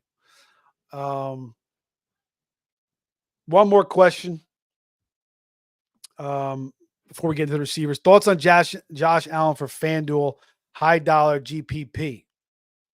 Yeah, man, we talked about Allen earlier in the show. I like it. I think, we talked about the past quarterbacks that went against the Texans. Look at what Richardson did, having a big day, making some big plays against their defense. They're kind of leaky. Allen's high owned. Even without Shakir, you got Kincaid. They could take deep shots to Hollins. They could take deep shots to MVS. Curtis Samuel will step in and be nice. Kincaid could step in and be nice. So I like it, man. With the low ownership, even though you got to pay the premium price. But for a player like Josh Allen, I don't mind it ever. Josh Allen is always in play as far as I'm concerned. Unless it's a really shitty matchup. But even in really shitty matchups, then he's contrarian, he can still smash. I mean, I think he could beat pretty much any defense with his legs or his arm. Doesn't matter. So let's get into the receivers now, guys. And we have, a ton of guys here. I mean, there's just so many guys to think about. First guy I'll talk about is Tyreek. The low ownership is what makes him so intriguing. We're looking at 1% here. I mean, on DK, 7,600 price. I mean, 1% ownership for Tyreek Hill. And I get it. It's Tyler Huntley. They look like absolute shit last week. Tyreek hasn't done anything since week 1. Week 2 against the Bills, even with Tua, the Bills shut them down, but the Bills have been shutting down receivers. They shut down Marv. They shut down Brian Thomas. They shut down Tyreek and Waddle the first 3 weeks. Zay Flowers didn't do anything last week. It was all freaking Justice Hill and Derrick Henry pretty much. But Tyler Huntley, man, he's not bad. He's got a great arm. He overthrew Tyreek Hill, which is hard to do. They just got to open the offense up a little bit more. It was so many just little screens and horizontal passes, all these runs into, clogged line. They opened up the game last Monday night against the Titans with a pass across the middle to Waddle. And I think that's what they got to keep doing. Across the middle, run it how you run it with Tua, take some deep shots with Tyreek. Now he's going to get the Christian Gonzalez treatment. So I understand Christian Gonzalez is a good player, but Tyreek can burn anybody. It doesn't matter who it is. So 1% ownership is what makes him so intriguing. And I don't mind it. All you need is one big play. You could get an 80-yard play, 90-yard play, and then a couple catches after that, and he's 20, 25, points fantasy-wise. So, even in your fantasy lineups, it's hard to sit Tyreek. Now, you may have better options, obviously, safer options. But it only takes one play with Tyreek. I love the ownership. And I think Huntley is better than what we saw last week. The first week, understand, they want to get him accustomed to the offense. He just stepped in, but should be a little bit better this week. They're going to take more shots this week. I think more passes across the middle. And the Dolphins, this is like their season. The Pacers are going freaking absolutely nowhere with Jacoby Brissett, and they know it. It's a matter of time before Drake May comes in. This is their season. Huntley wants to save their season, get them to Tua, get them back on track a little bit, save their season. So I actually don't mind taking the Dolphins against the spread here, even though I took them last week and it was an absolute shit show. But I think everything changed once Willie Levis, who I call Willie Fubu's, went out. He threw a pick. Then he got hurt on that scramble, which I thought was a first down. Wasn't really a first down. They bring in Mason Rudolph, who reminds me of the guy from School Ties, Matt Damon. If you guys never seen School Ties, great football movie. But he, I think he's their best option. That kind of screwed the game up because he played smart. He didn't turn the ball over. That screwed that bet. But Tyreek is a good bet there at the 1%. T. Higgins, we talked about him with Burrow and the stack. Again, it's a low ownership here for T. Higgins. We have just 3%, $6,000 too. Great price. Hasn't really gotten it going yet, but we've seen T. Higgins have games where he goes for 120, 140, 1-2 touchdowns. This seems like the matchup to do it in a high scoring 49 total game against the Ravens. They played, 2 high scoring games in the last 2 games. I believe both games went over 50 points. So 6,000, low ownership. I really like it. FanDuel, we're getting 2%, 6,800. So like T. Higgins as well. The higher owned guys, we'll talk about them real quick. Jaden Reed, Dontavian Wicks, we're seeing 24% here on DK, 23% here for Wicks on DK.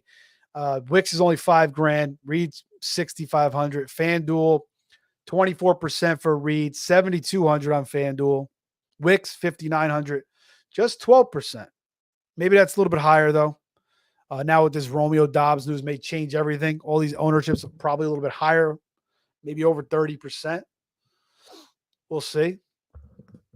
But you got to consider people want to fade that too, because everybody knows they're going to be owned. And Wicks just, I think you still got to put him in there. I just think you still got to put Reed in some of your lineups, of course. Again, cash, 50-50s, single entries. Larger field tournaments, you could still make it work too. Just keep in mind, it just throws you off a little bit. It kind of keeps you with the crowd a little bit when you're in those large field tournaments, but Reed could smash. Wicks could smash. Nico, another high owned, 22% on DK, 7,700. Michael Pittman, high ownership, 20%, $6,000 with Joey Flacco. Very understood there in a good matchup against Jacksonville. I don't mind that one. Jordan Whittington, 4,600, 20% on DK. We're going to try to breeze through the show a little bit quicker, although we only got the tight ends. We'll talk briefly about the defenses too. And that is a base hit for Juan Soto, or who was that? Anyway, we try to keep it. Yeah, it was Soto. Gets a double. Second and third, Yankees bottom one here against the Royals. Yankees off to a good start. What a signing that Juan Soto was. This guy's incredible. They got to bring him back. I mean, it's just a must do. And the Yankees just got to get it done. All right. So Jordan Whittington, 20%, 4,600. Everybody and their mother is going to use him. He played the most snaps, had the most targets, caught the most ball. Like he led pretty much everything with the Rams last week. He fits that Puka Nacua role more than anybody on the team.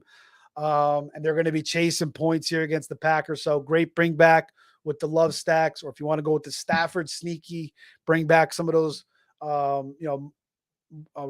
Packers receivers. You could go both ways with that. But I mean, yeah, he should smash. I mean, it's just that the ownership's high, but the price is so great, 4,600. We're seeing a 12% on FanDuel though, so much lower. So better on FanDuel, 5,400. Whittington on FanDuel looks pretty nice. And I like Whittington's as a player. Again, he was kind of buried in Texas, right behind Adonai and Xavier Worthy. Debo, not crazy about. High ownership, 6,800. Ayuk, we'll see if Kittle's out, but you got Juwan Jennings in the mix. Could be a lot of running in the second half, so not crazy about that. Deontay Johnson, I'm not crazy about. A little bit higher ownership here, 15%, 6,100 on DK. Bears defense scares the shit out of me. I like Jalen Johnson a lot. I like Tyreek Stevenson, Brisker, all these guys. Ever since Montez Sweat kind of changed that whole defense, it seemed like. Of course, they were playing a little bit pretty good, and then they bring in Sweat, and it kind of did change the whole defense. And that's the one good thing Eberflus has been doing over there is calling the D. Josh Downs, not bad, 5,100, 15% with Flacco, kind of like that. Amari Cooper, 6,200, 11%, Cleveland. On DraftKings, Cooper is more highly owned on FanDuel, 6,200, 17%. So better for DraftKings than FanDuel for Cooper. But back and forth game. I think this game goes over the 43 total. We saw Cooper get screwed last week. I think Cooper against that dude, that corner, a juice, who, isn't really doing shit against anybody. Again, the Commanders defense is kind of figuring things out a little bit, playing a little bit better the past couple of weeks. Maybe Quinn's figured things out, but Cooper's good enough. He could school anybody. I think Watson will have a decent game. Kind of like Amari Cooper this week with that low ownership and that price on DraftKings. FanDuel, the higher ownership, not as great. Wandale, we talked about him, 5,600, 15% on DraftKings. 6,100, 11% on FanDuel. So both pretty good on both sites. Should get a ton of targets, and he's still a good player. It's not like this guy is not talented. Second round pick out of Kentucky, coming back second year from that ACL tear. DK Metcalf, $7,000, 10% owned on DraftKings. We like that a lot. DK is just, he's alphaing right now. He's dominating, drinking his coffee and eating his candy until 8:00 and then having one meal at 8:00. It's working for him for now. And then by the time he's 30, 31, he's going to have to go on the Derrick Henry diet if he wants to keep it going, I'm sure. Trey Tucker, just 10% on DK. Where is DK Metcalf? 8,200, 8% on FanDuel. So low ownership on FanDuel too. But Trey Tucker, 4,100 on DK, 10% ownership. And we're kind of expecting Jacoby Myers to see the Patrick Surtain blanketed coverage that we've been seeing week in and week out. But does he really need to cover Jacoby Myers the most? Could it be a mixture of Trey Tucker and Jacoby Myers? That certainly could be the case. So I like it, but just a little bit beware because his Denver defense is good. He may not go too crazy. And again, you're looking for big games. One that's interesting here is Jamar Chase. I'm surprised his ownership isn't higher. Just 9%, $8,000. Obviously, he's more expensive than T, who we mentioned off the top at the wide receivers. But I mean, that's low ownership. Just 6% on FanDuel. So even lower, 9,300. But I mean, Jamar Chase is a guy that just wins you game, just breaks games open. So you got to get a little bit of Jamar Chase in there. Try to get Jamar Chase. I mean, again, I like the Bengals in this game. I think Burrow's going to have a big game. I think the receivers are going to have a big game. Back and forth game, so we love it. We talked about Brian Thomas Jr., what he's doing this year. 5,900, 8% on DraftKings. FanDuel, 6,300, 8%. Yeah, we love it, man, against the Colts here. Again, we talked about, who they faced on the outside and those guys smashing. So love that. Who else do we got here? Christian Kirk, not a bad one, 7%. Again, with Ingram out, that's nice. Christian Kirk has got it going the past couple weeks after being silent the first 2 weeks. Certainly Trevor Lawrence's right-hand man, although Brian Thomas is kind of slowly taking that, but it's just easier to get the ball to Kirk because obviously he's running those shorter routes. So yeah, with Ingram out, I like it. Brenton Strange, obviously not close to Ingram's talent, but still a third-round pick. So he's not bad in his own right. But Christian Kirk, low ownership, cheap price. And I like I like the Jags to kind of get it rolling a little bit this week. Doug Peterson's got to save his ass here. They lose, it's gonna be a hot mess.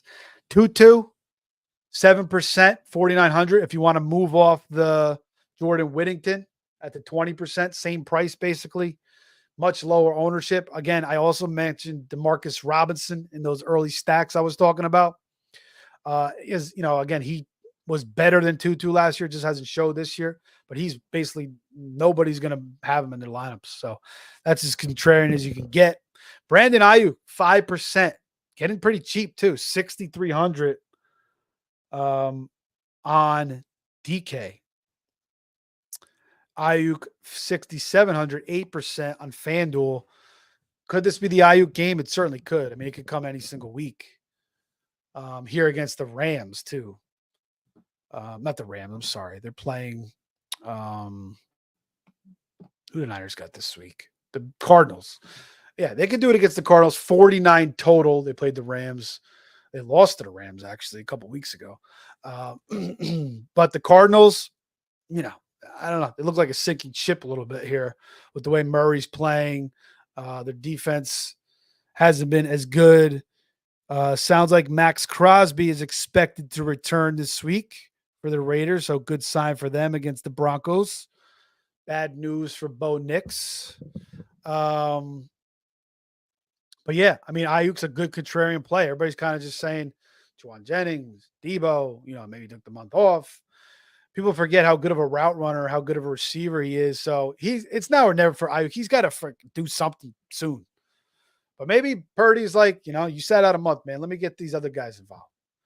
Let me get more Jennings. Jennings is, he was here. He was in camp all year. Let me continue to throw to him. So that's certainly possible. I mean, Jennings has earned a bigger, he showed out, man. He showed out. But Ayuk could certainly have a great game. He's still a very, very talented receiver. I still think maybe not for the Niners he was worth the money because they could kind of, their system's so great. But like you put him on most teams, I think he's worth that money, man. He's a different type of route runner. The way he, with his releases, the way he gets open and his separation. So this could be the week, 6,300, 5%. Also good on FanDuel. JSN, 5,800, 5%. The ownership's low enough. The price is good enough. Don't mind it. Stephon Diggs in a revenge game at 6,900 on DK, 4% ownership. Kind of thought that would be higher. But everybody's going to be chasing Nico. So Diggs is the good pivot. Tank Dell is also a good pivot there. Where is Tank Dell here? He is 5,400, 3%. So he's also very low owned. He hasn't really gotten it going. So I kind of prefer to move off of Nico, and I want to go with Tank Dell and Diggs in this game. That's kind of what I'm going to do. I mean, a cash game, Nico, obviously. But the Bills, again, they do a good job at limiting big plays. But Nico also catches a lot of those dig routes that the Bills could certainly let up.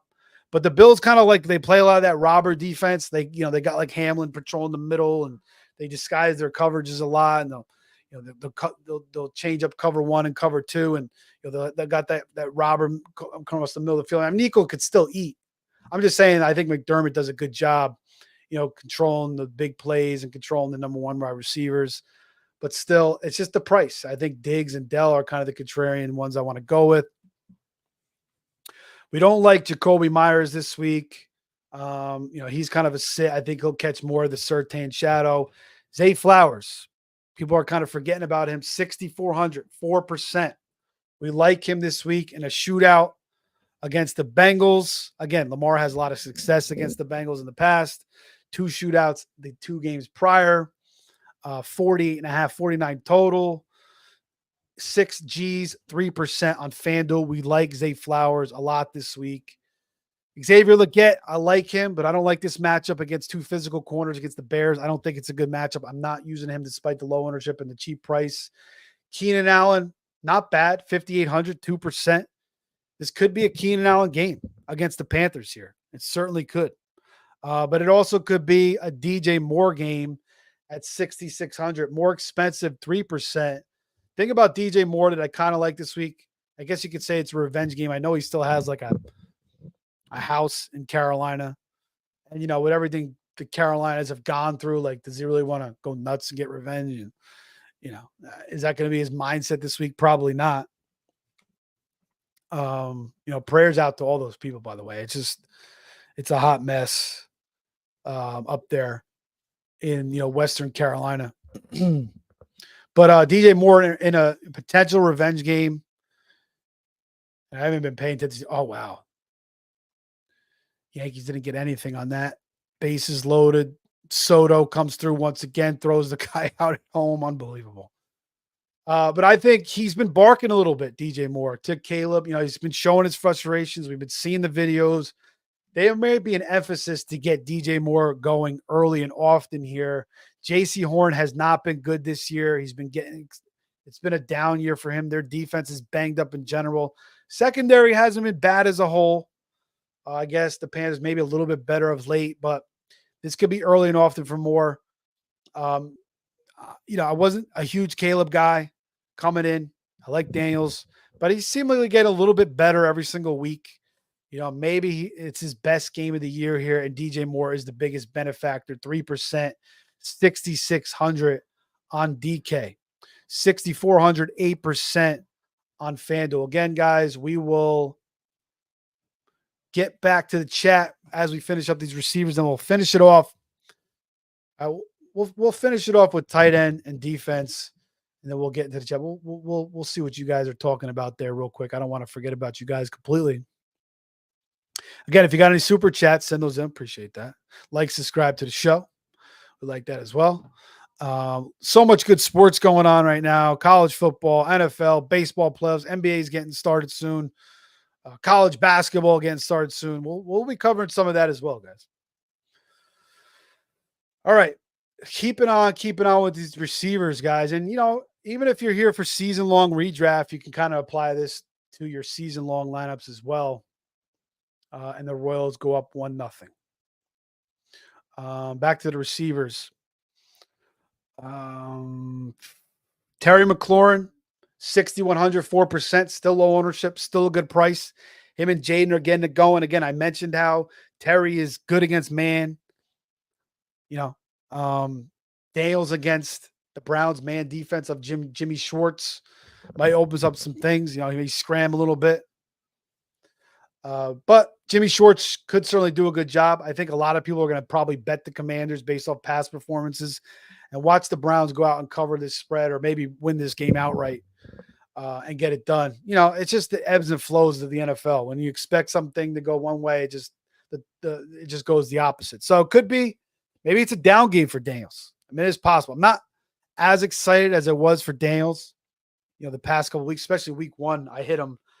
He was so cheap. Got me some dough there. But he's getting more and more and more expensive. It's going to keep going up. But maybe they just go out and smash again. He certainly looks the part, man. Just looks like a natural out there. Jaden Daniels does. Totally prepped. Supposedly he's like watching. Did you guys see this? He's got this like VR headset with all the plays, and like the plays are coming in and he's practicing. Like supposedly it's going to start getting more and more popular. I think I saw like a TikTok video on it or something. And like, I guess he's one of the few quarterbacks that's using it. Maybe that's really helping him out a lot. I guess it's similar to playing Madden. But now it's just like with a VR headset. I think more of these coaches should play Madden. All the players are playing Madden, but the more of these coaches I think should play Madden with the way they punt and freaking, 4th and 2 punts and some of these game situations. Jerry Jeudy, not a bad one either. 3%, 5,200. He's been decent. He has a big game. I'm still holding out hope for Jeudy a little bit. He hasn't performed up to expectations, considering he was a first-round receiver out of Alabama, like his counterpart Amari Cooper, or his teammate rather, Amari Cooper. Bo Melton, man, 3,300, 3%. So if you want to move off of Wicks, if you want to move off of a little bit of Jaden Reed and Tucker Kraft, we're going to get into the ownership is insane on him. Bo Melton, don't forget this guy has had some big games, has shown out a little bit. No Dobbs, no Watson this week. 3%, $3,300. What a way to save money and get some bigger price guys in your lineup. And I like it a lot. 4,300, 2% on FanDuel. So that's something you can mix in there, guys. I endorse that move all day long. I think Bo Melton might take advantage of this opportunity and try to show out a little bit here. We talked about Demarcus Robinson, his low ownership. Marvin Harrison Jr., 7,500, expensive, but projected at 1% in a 49 total against the Niners. Yeah. I don't really understand the low ownership there. I guess it's the price. I guess it's the Niners. I guess it's the way that Kyler Murray has looked the past couple weeks. Like I don't know.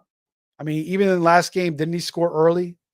And they didn't do much. Like he seems to do a lot of his damage in the first half and then doesn't do much after that. But I'm checking out the FanDuel for Harrison real quick. Okay, higher on FanDuel, 6%, 7,400, but 1% on DK. I think that's worth a shot in a 49 total. You know, it's not like the Niners secondary is the greatest thing in the world. I mean, they're about middle of the pack against fantasy wide receivers on DK. You know, Jefferson went for $133. Alan Lazard went for 6 and 89 and 2 touchdowns. So, I mean, why the hell not? Garrett Wilson, 6 for 60, 2 4 for 93. I don't get it. I don't know why. I think that ownership should be higher. I'm looking at a couple different things here, but I mean, that seems like one that makes sense with that low ownership. 1% projected. Maybe it's more like 4 or 5 or like 6% like FanDuel. All right. Any more receivers here? Let's see if we missed anybody, guys. You know, if you're not talking game by game, you're going to maybe overlook a couple guys. But I think I'm covering pretty much everything here for the most part that I want to. Jawan Jennings, you know, not crazy about it. 5,900 though, 2%. It's cheap enough to utilize. Here's one that you guys want a sleeper pick. The price isn't even that great compared to Bo Melton at 3,300. But Curtis Samuel, 5,400, 1%. I mean, again, this is a guy that has had a ton of success in the NFL. He's going to play the Khalil Shakir role. Keon Coleman's not playing that role. MVS is not playing that role. Matt Collins not playing that role. You know, you're going to have Kincaid in the middle too, but it's going to be Curtis Samuel. Brady talked about utilizing him more, even when Shakir was even ruled out yet. So I love it in a high total game. I like it a lot. 5,400. He could be again, Allen and him got to show chemistry. So there's concern there, but 1%, 5,400. And I think is going to be a high scoring game. I like it.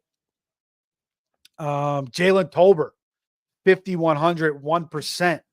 No Brandon Cooks. Brandon Cooks hits the IR, knee infection. So Tolbert, third-year receiver out of South Alabama. First year, he was like red-shirted. Last year showed some signs late. And this year, he's had some decent games, mostly in like garbage time. You know, Cowboys coming back. But now he's got the full role. I guess they do have Kavontae Turpin and the other guy, Jalen Brooks. But Tolbert was getting the third most targets, routes, snaps. So he'll be next in line to step up. Again, there's not a lot of guys there. Did the Mets get the W? There's not a lot of guys there. You know, it's just basically CD. CD's going to have to deal with Joey Porter Jr. shadow. That's going to open up things for Tolbert. I like Jalen Tolbert on Sunday night. Another showdown pick, guys. All right. And he's cheap enough. I think you got to throw him in there. That ownership's going to be higher. You know, for showdown though. I'm looking on FanDuel. I guess on FanDuel you could play the whole slate, including the Sunday. I don't do a ton of FanDuel, so I don't know. Maybe you guys could tell me. But I would expect it to be higher considering freaking Cooks is out. And that news was just announced yesterday. But still, I like it. I mean, I think he's cheap enough. The price is good enough. So I think in a showdown lineup, you want to get him in. All right. Anything else here, guys, for as far as receivers? Maybe Yoshivas, $4,000, 1% in a shootout. Don't mind it. Demario Douglas, 4,400. I know Jalen Polk is there, but I do think Demario Douglas, you might disagree with me. I think he's as good, if not better than Polk.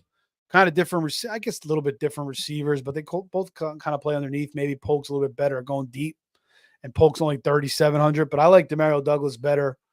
And that's against Miami. It might not be terrible. That's pretty much it for the receivers, guys. I'm not really seeing anything else here that really sticks out. So I think we got it all covered. Let's head back to the chat. We got to wrap this baby up. Hour and a half. very, very long show. Hopefully we can get wrapped up in about another 10, 15 minutes. But I appreciate you guys. Patty's in the show. Good friend from Florida says, thanks, Steve. Good stuff. Appreciate you coming in, Patty. You're the best. Thanks for all your help as well over the years with let's see. I'm trying to get back to the top, guys, and scroll down and get to some of your questions. Mo Green 420, man. Appreciate that. Godfather. New subscriber here. Salute. Appreciate it, man. Salute. When I was in Italy, I was doing a salute with a lady that lived there, and she goes, Salute. Salute. I go, all right, salute. That's how you gotta say it when you're over there. And it's not Positano, it's Positano. Positano. Beautiful spot, man. Get yourself out to Italy if you ever can. I went there for my honeymoon. It was awesome. I can't wait to go back. Sicily was great too. And we went before that show. What was that show that was in Sicily last year? I forget, but it seems like Sicily kind of blew up after that. Rome also blew me away. I was like, oh, I'm going to a city, no beach, whatever. Then I'm walking, I see all these monuments, and the Colosseum just freaking blows your mind away. Then you come back to the States and you see your like local courthouse. You're like, what the hell is this?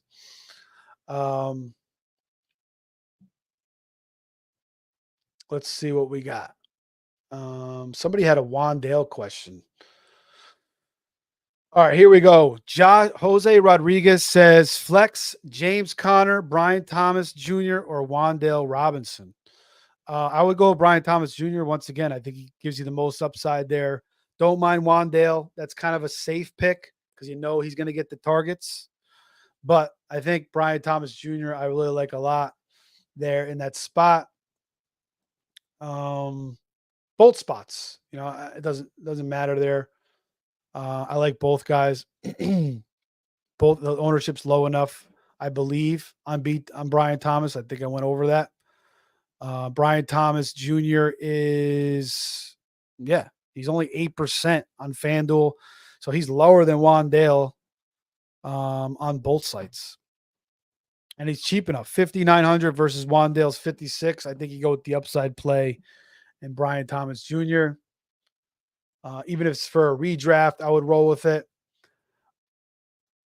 Mo Green 420 says, question, do y'all think that the Jags game could be a Gabe Davis type game? I mean, when Trevor Lawrence is your quarterback, I don't think it's going to be hard with Brian Thomas and Kirk there. When you're Josh Allen's your quarterback, it could kind of be a Gabe Davis game anytime. And they certainly had a good – I don't know if it's ever going to be a Gabe Davis game. I mean, maybe we'll get one or two, but all good. Oh my God, Father says it could be, but I hope it's a strange game.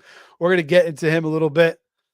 Jamie says, thanks for giving me awesome fantasy talk while I cook dinner for the kid. I do the same thing, man. I love like listening to pods or like live shows when I'm like doing the dishes or cooking or, you know, outside walking. I mean, it's just, we take care of it all. Jose Rodriguez says, I have Lamb wide receiver 1, Reed wide receiver 2. I need one flex. James Conner, Wandale Robinson, or Brian Thomas Jr. We answered that. Brian Thomas Jr. Mo Green says he likes Slayton in that game. They're going to take some shots to Slayton. They will, for sure, with Neighbors out. Also, maybe a little bit of Jalen Hyatt as well.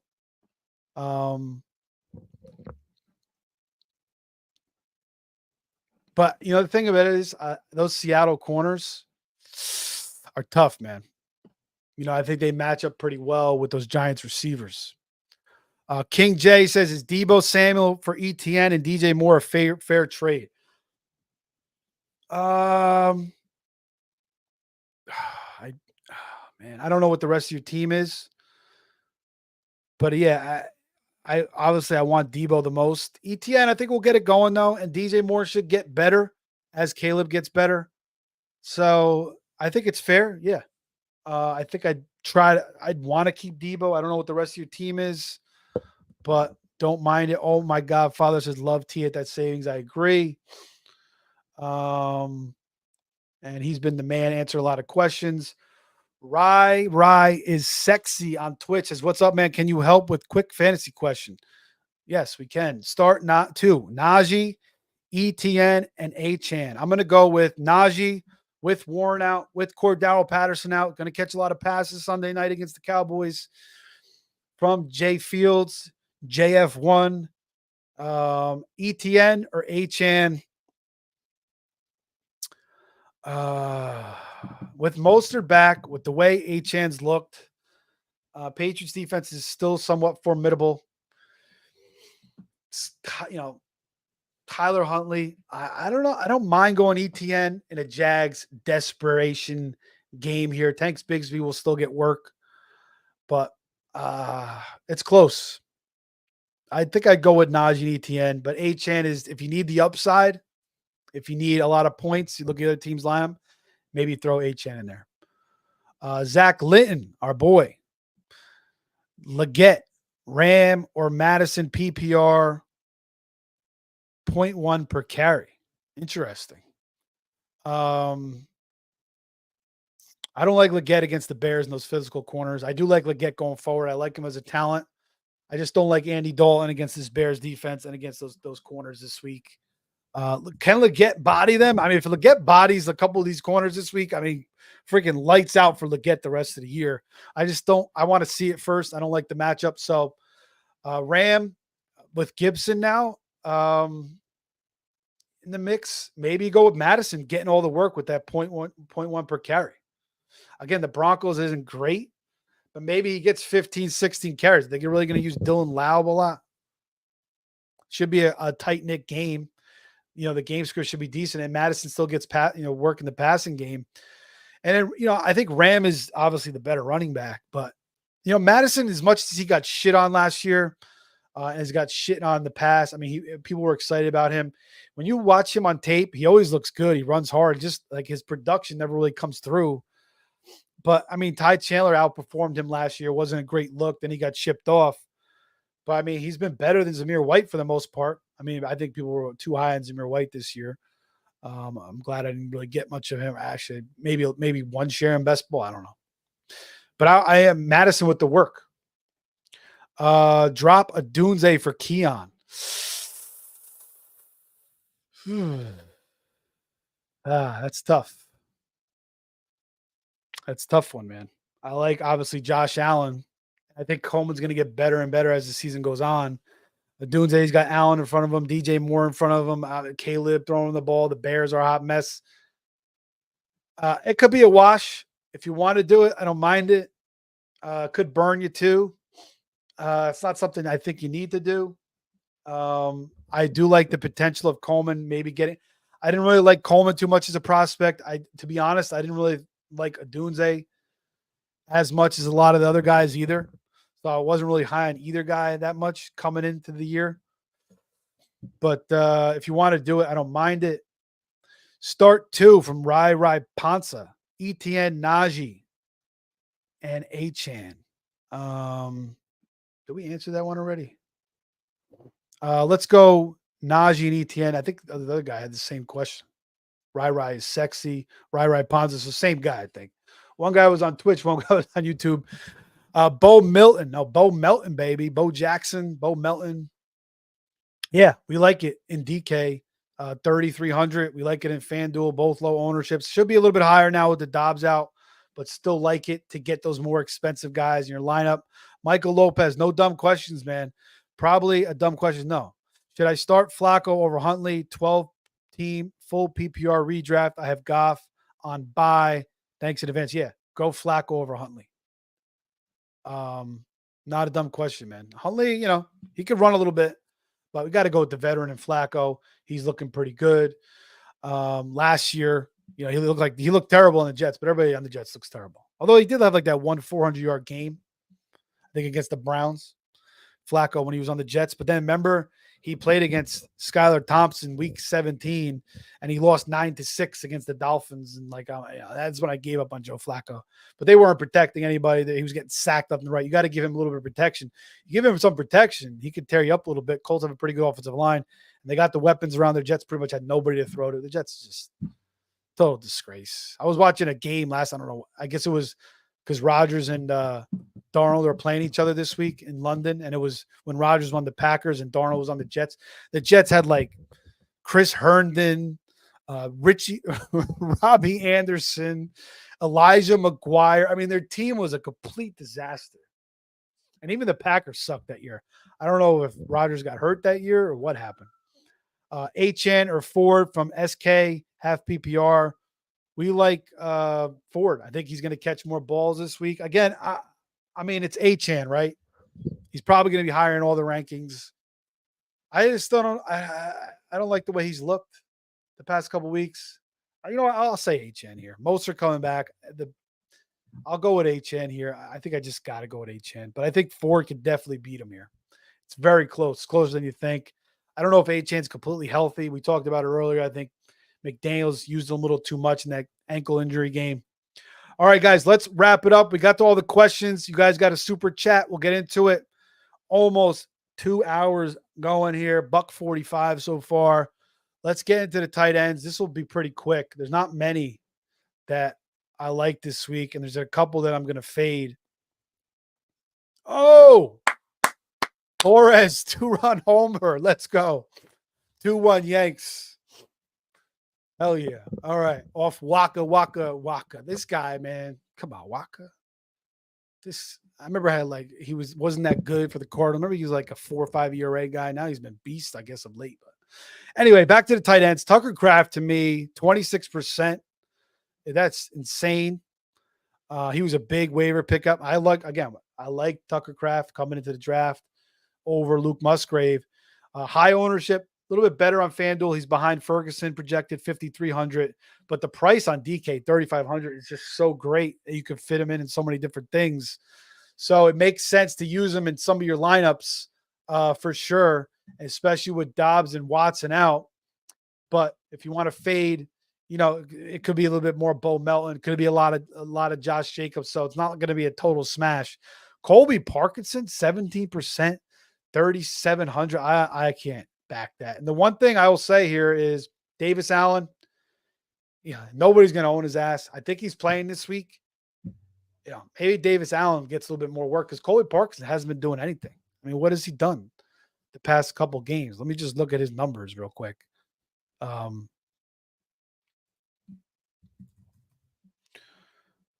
Let's look at Colby Parkinson, what he's done the past couple games. This is what he's done. And he's the second highest owned guy. I don't understand this love with Colby Parkinson. One catch. The first game, he went 5 for 47 against Detroit. Everybody got excited about him. Everybody picked him up. Next game, 2 targets, 12 yards. Next game against the Niners, 5 targets, 21 yards. Last game, 7 targets, 33 yards. He's getting all the snaps. He's getting all the usage, but he hasn't done shit. He's not doing anything. It's similar to Tyler Higbee all over again. It's like everybody's in love with these Rams tight ends that aren't that talented, but the Rams are smart. They use their tight ends like a lot of those delayed screens. So they utilize them the right way. Like, that's what the Falcons should do more with Pitts. The A-dots are always terrible with these Rams tight ends. I would freaking rather use Davis Allen, be totally contrarian. McVay's excited to get a little bit Davis Allen back there. The more athletic player, if you want to be totally contrarian, save a shitload of money too. Although, Parkinson's pretty cheap. That's the way I would do it. I would fade, a little bit of Kraft fade, but I'm kind of going to fade mostly all Colby Parkinson. I'm not a believer in him. Back to the guys here. Kittle, we don't know if he's going to play yet. 10%, 5,600 on DK, 10% 7G on FanDuel. Dalton Kincaid, low enough ownership at 8%, 5,300, low enough price. Probably goes up now with the Khalil Shakir news, but maybe not because he hasn't really got off to a great start. Third highest owned on FanDuel, 12%, 6,100. So a little bit better on DK. I like using him here. I think he could have a huge game. Brock Bowers also with no Devontae Adams, with Patrick Surtain on Jacoby Myers and potentially Trey Tucker. I think this could be a big-time Brock Bowers game. 5,500, 6%. He's been struggling the past couple weeks, but he's still We all know Brock Bowers' talent and how good this guy is. 10%, 6,300 on FanDuel. So I like going back to Brock Bowers this week, especially with all these shitty plays at tight end. Hunter Henry, 4%, 3,900. It's not bad against Miami here. He had that one big game. Hunter Henry every once in a while will go off. It could be a Hunter Henry week. I don't mind that. 5,200, 3% on FanDuel. Brenton Strange, once again, 3,200, 2%. No Evan Ingram, it looks like, once again, on DK with those percentages and price. Where the hell is he on FanDuel? I do not see him. Where is Brenton Strange? I do not see him. Anyway, either way, he's going to be low owned. He's going to be cheap. And, he's not a bad player. Again, former third-round pick. Eric All Jr., cheap as hell on DK 2,700. I don't, he's still mixing in with Gesicki. Gesicki's running more routes, but Eric All Jr. is getting more targets. I think it's just too crowded there.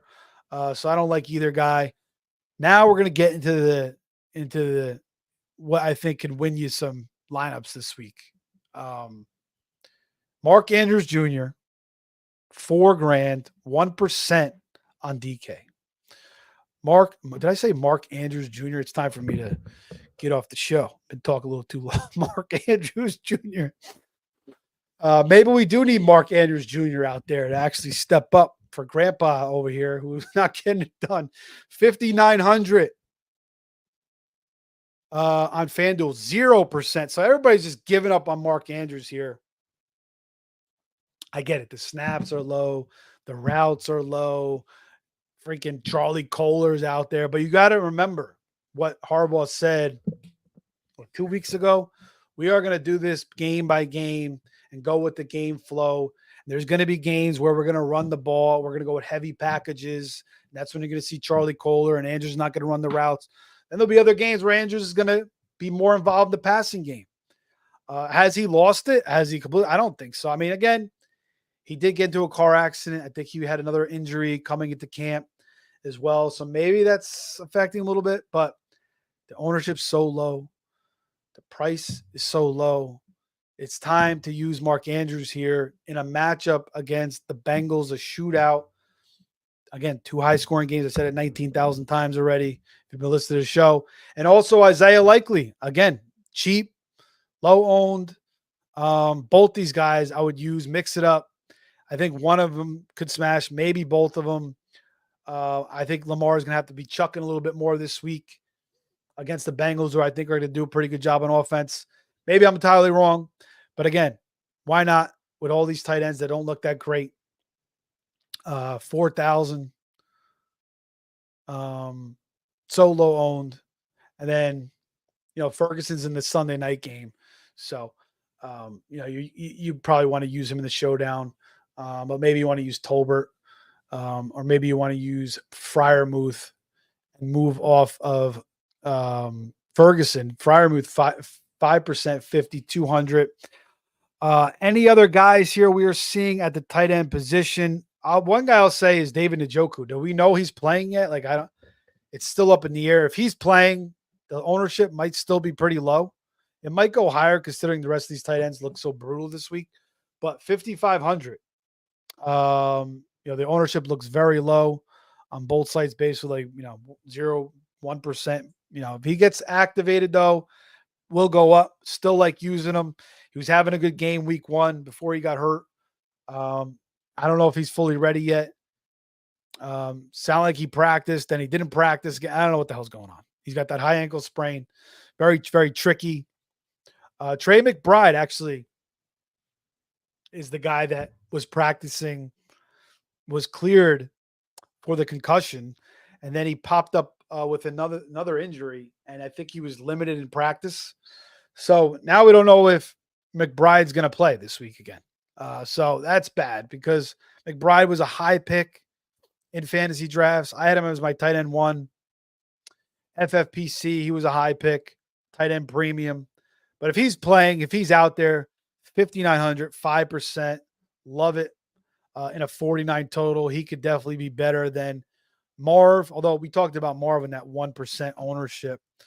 Um, and that's really it. I don't see any other tight ends that could really do anything. Last week, guys, we did talk about Taysom Hill in that 3,800. That definitely came through very nicely for us, and it could have been more if he didn't get hurt. I guess Zach Ertz, 3,800, 3%, not excited about it. Dalton Schultz, like, there's just so many guys to use. I mean, he's going to be so low owned and 4,100. So it's not bad to take a shot in a big tournament. It's just like he's like the fourth guy, the fifth guy behind the running game. So it's like you never know when the hell Dalton Schultz is going to do anything anymore. He's still a talented player, could still have some big games. We've seen it in the past already with Houston.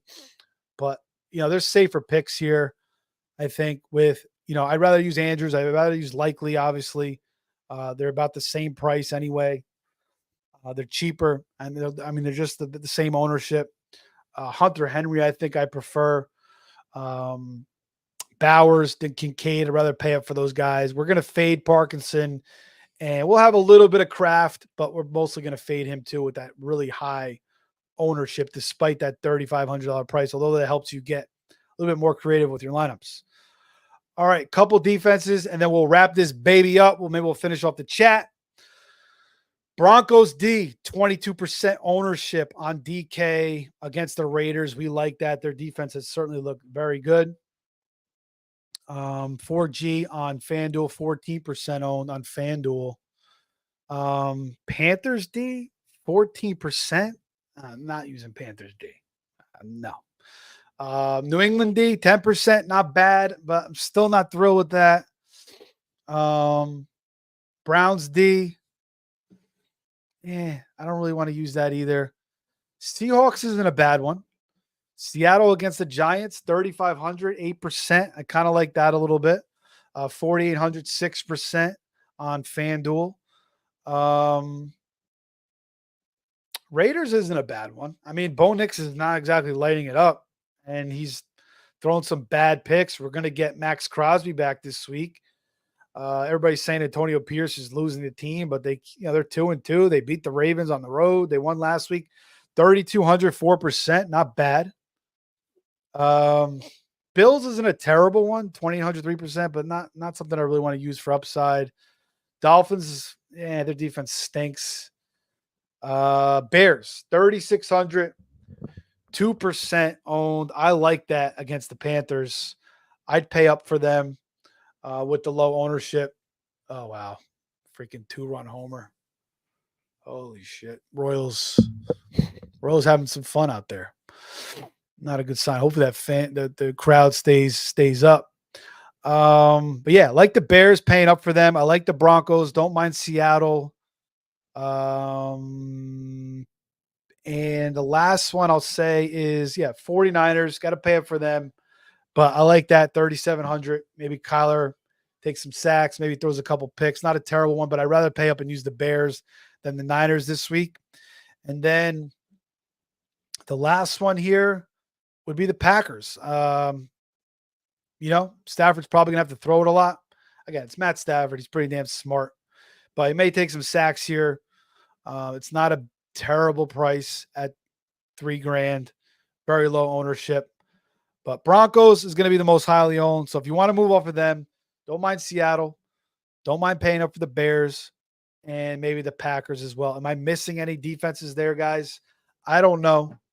If I do, let me know. Let's get to the questions, then we'll wrap this baby up.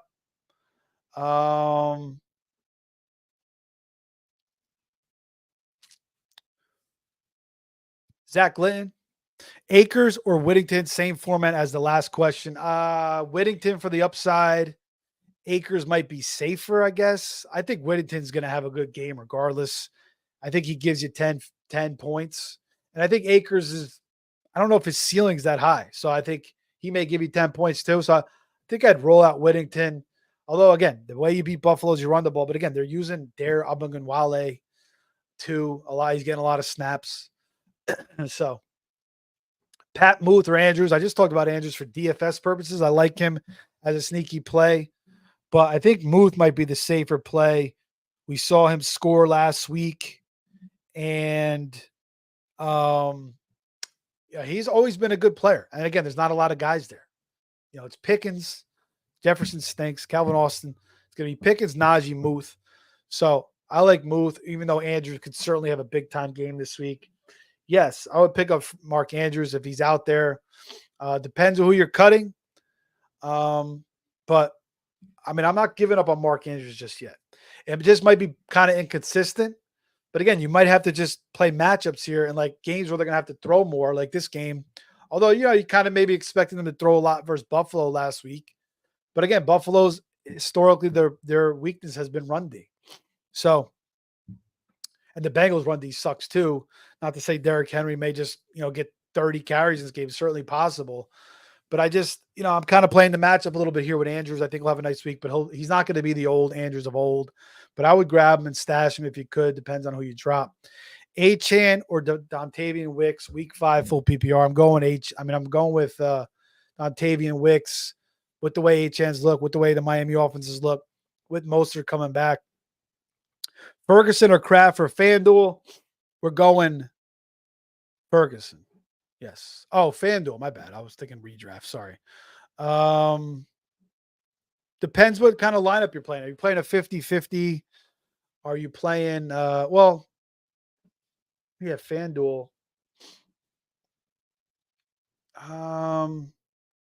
I'd go Ferguson. I'd go Ferguson. He's 900 more, so it's not bad. The ownership is 1% more. I would go Ferguson there. I'd pay the 900. Now, if you want to, maybe if you're squeezing something in with that 900, you can go Kraft. But I still would go Ferguson there. Thanks for the question, man. Okay, says Fields, Lamar, Josh Allen, rank for FanDuel GPP. Let's see. Let's see what we got here. Get some DFS questions. I like it.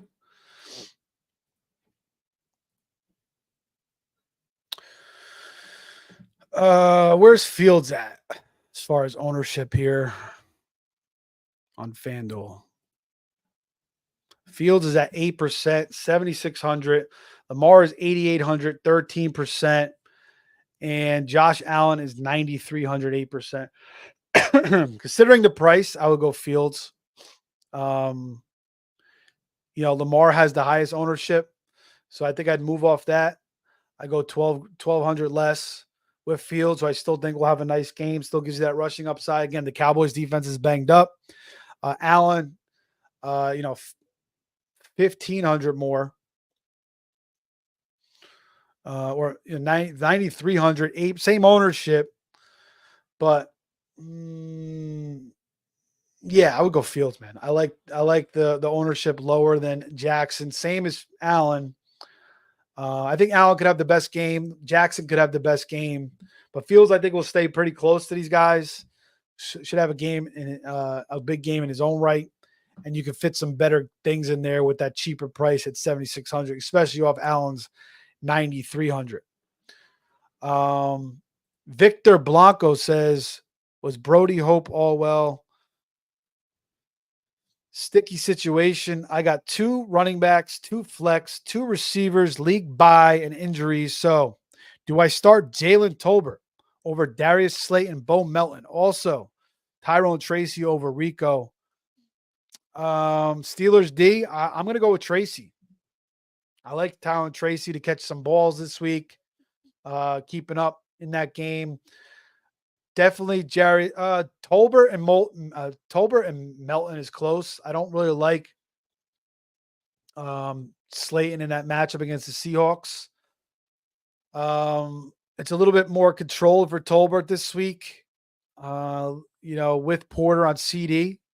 So I think that's close. I think I would lean Tolbert.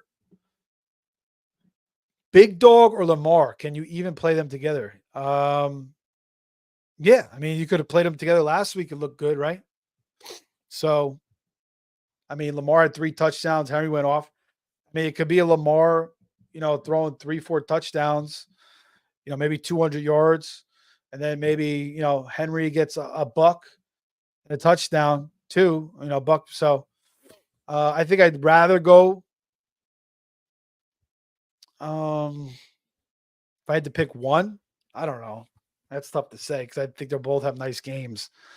But considering the way I think this game is going to go with the Bengals winning and maybe keeping a lead a little bit, I think I go with Lamar for a little bit more upside this week. Victor Blanco says, other league, I got Kirk, Ayuk, Reed for starting right now. Do I start Worthy, Scary Terry, Dontavian Wicks, Tank Dell there on the bench? I don't know. Do you pick one there? I'm going with either Terry or Wicks there, man. Wicks seems to make a lot of sense, but Terry's the number one guy. So I still think I go with Scary Terry there, but Wicks is close. And then Sam Elnager says, what three would you start? ETN, Cook, Ford, Thomas Jr. We will go with James Cook, Thomas Jr., and definitely Thomas Jr., definitely James Cook. So those two 100%. The last one, that's close. I do like Ford this week. Catch a lot of balls. Again, Foreman's not there. Chubb's still out of the line. I don't know. I'm kind of rooting for ETN here. I'm kind of rooting for the Jags to have a big game here. So I'm going to go with ETN. I'm going to go ETN, Cook, and Thomas. But if you wanted to use Ford there, I don't mind it. But I appreciate it, guys. We got through everything. If you guys, again, I'll hang around maybe for a minute or two if you guys want to throw in a super chat. But make sure you like, subscribe, share. Hopefully we went through everything here. Quarterbacks, running backs, wide receivers, tight end, defenses. We didn't talk about kickers. I don't even know. Does DFS even use kickers anymore? I think FanDuel does. But I haven't played much FanDuel, but I wanted to talk about FanDuel for you guys because last week it was mostly DK centric. And I just actually signed into my FanDuel for the first time in like 2 years. I haven't played on there in a million years. But you know what? I'm going to enter some lineups this week in FanDuel. And next week we'll talk about how we did. Last week, again, we smashed Fields, Pickens, Taysom Hill. We had a nice winning lineup in that single entry. So play the single entries, play the 50-50s, play the cash. Unless you're, putting in freaking 30 lineups in a big GPP or, maybe 5-10, like $1.05, maybe you could do that too.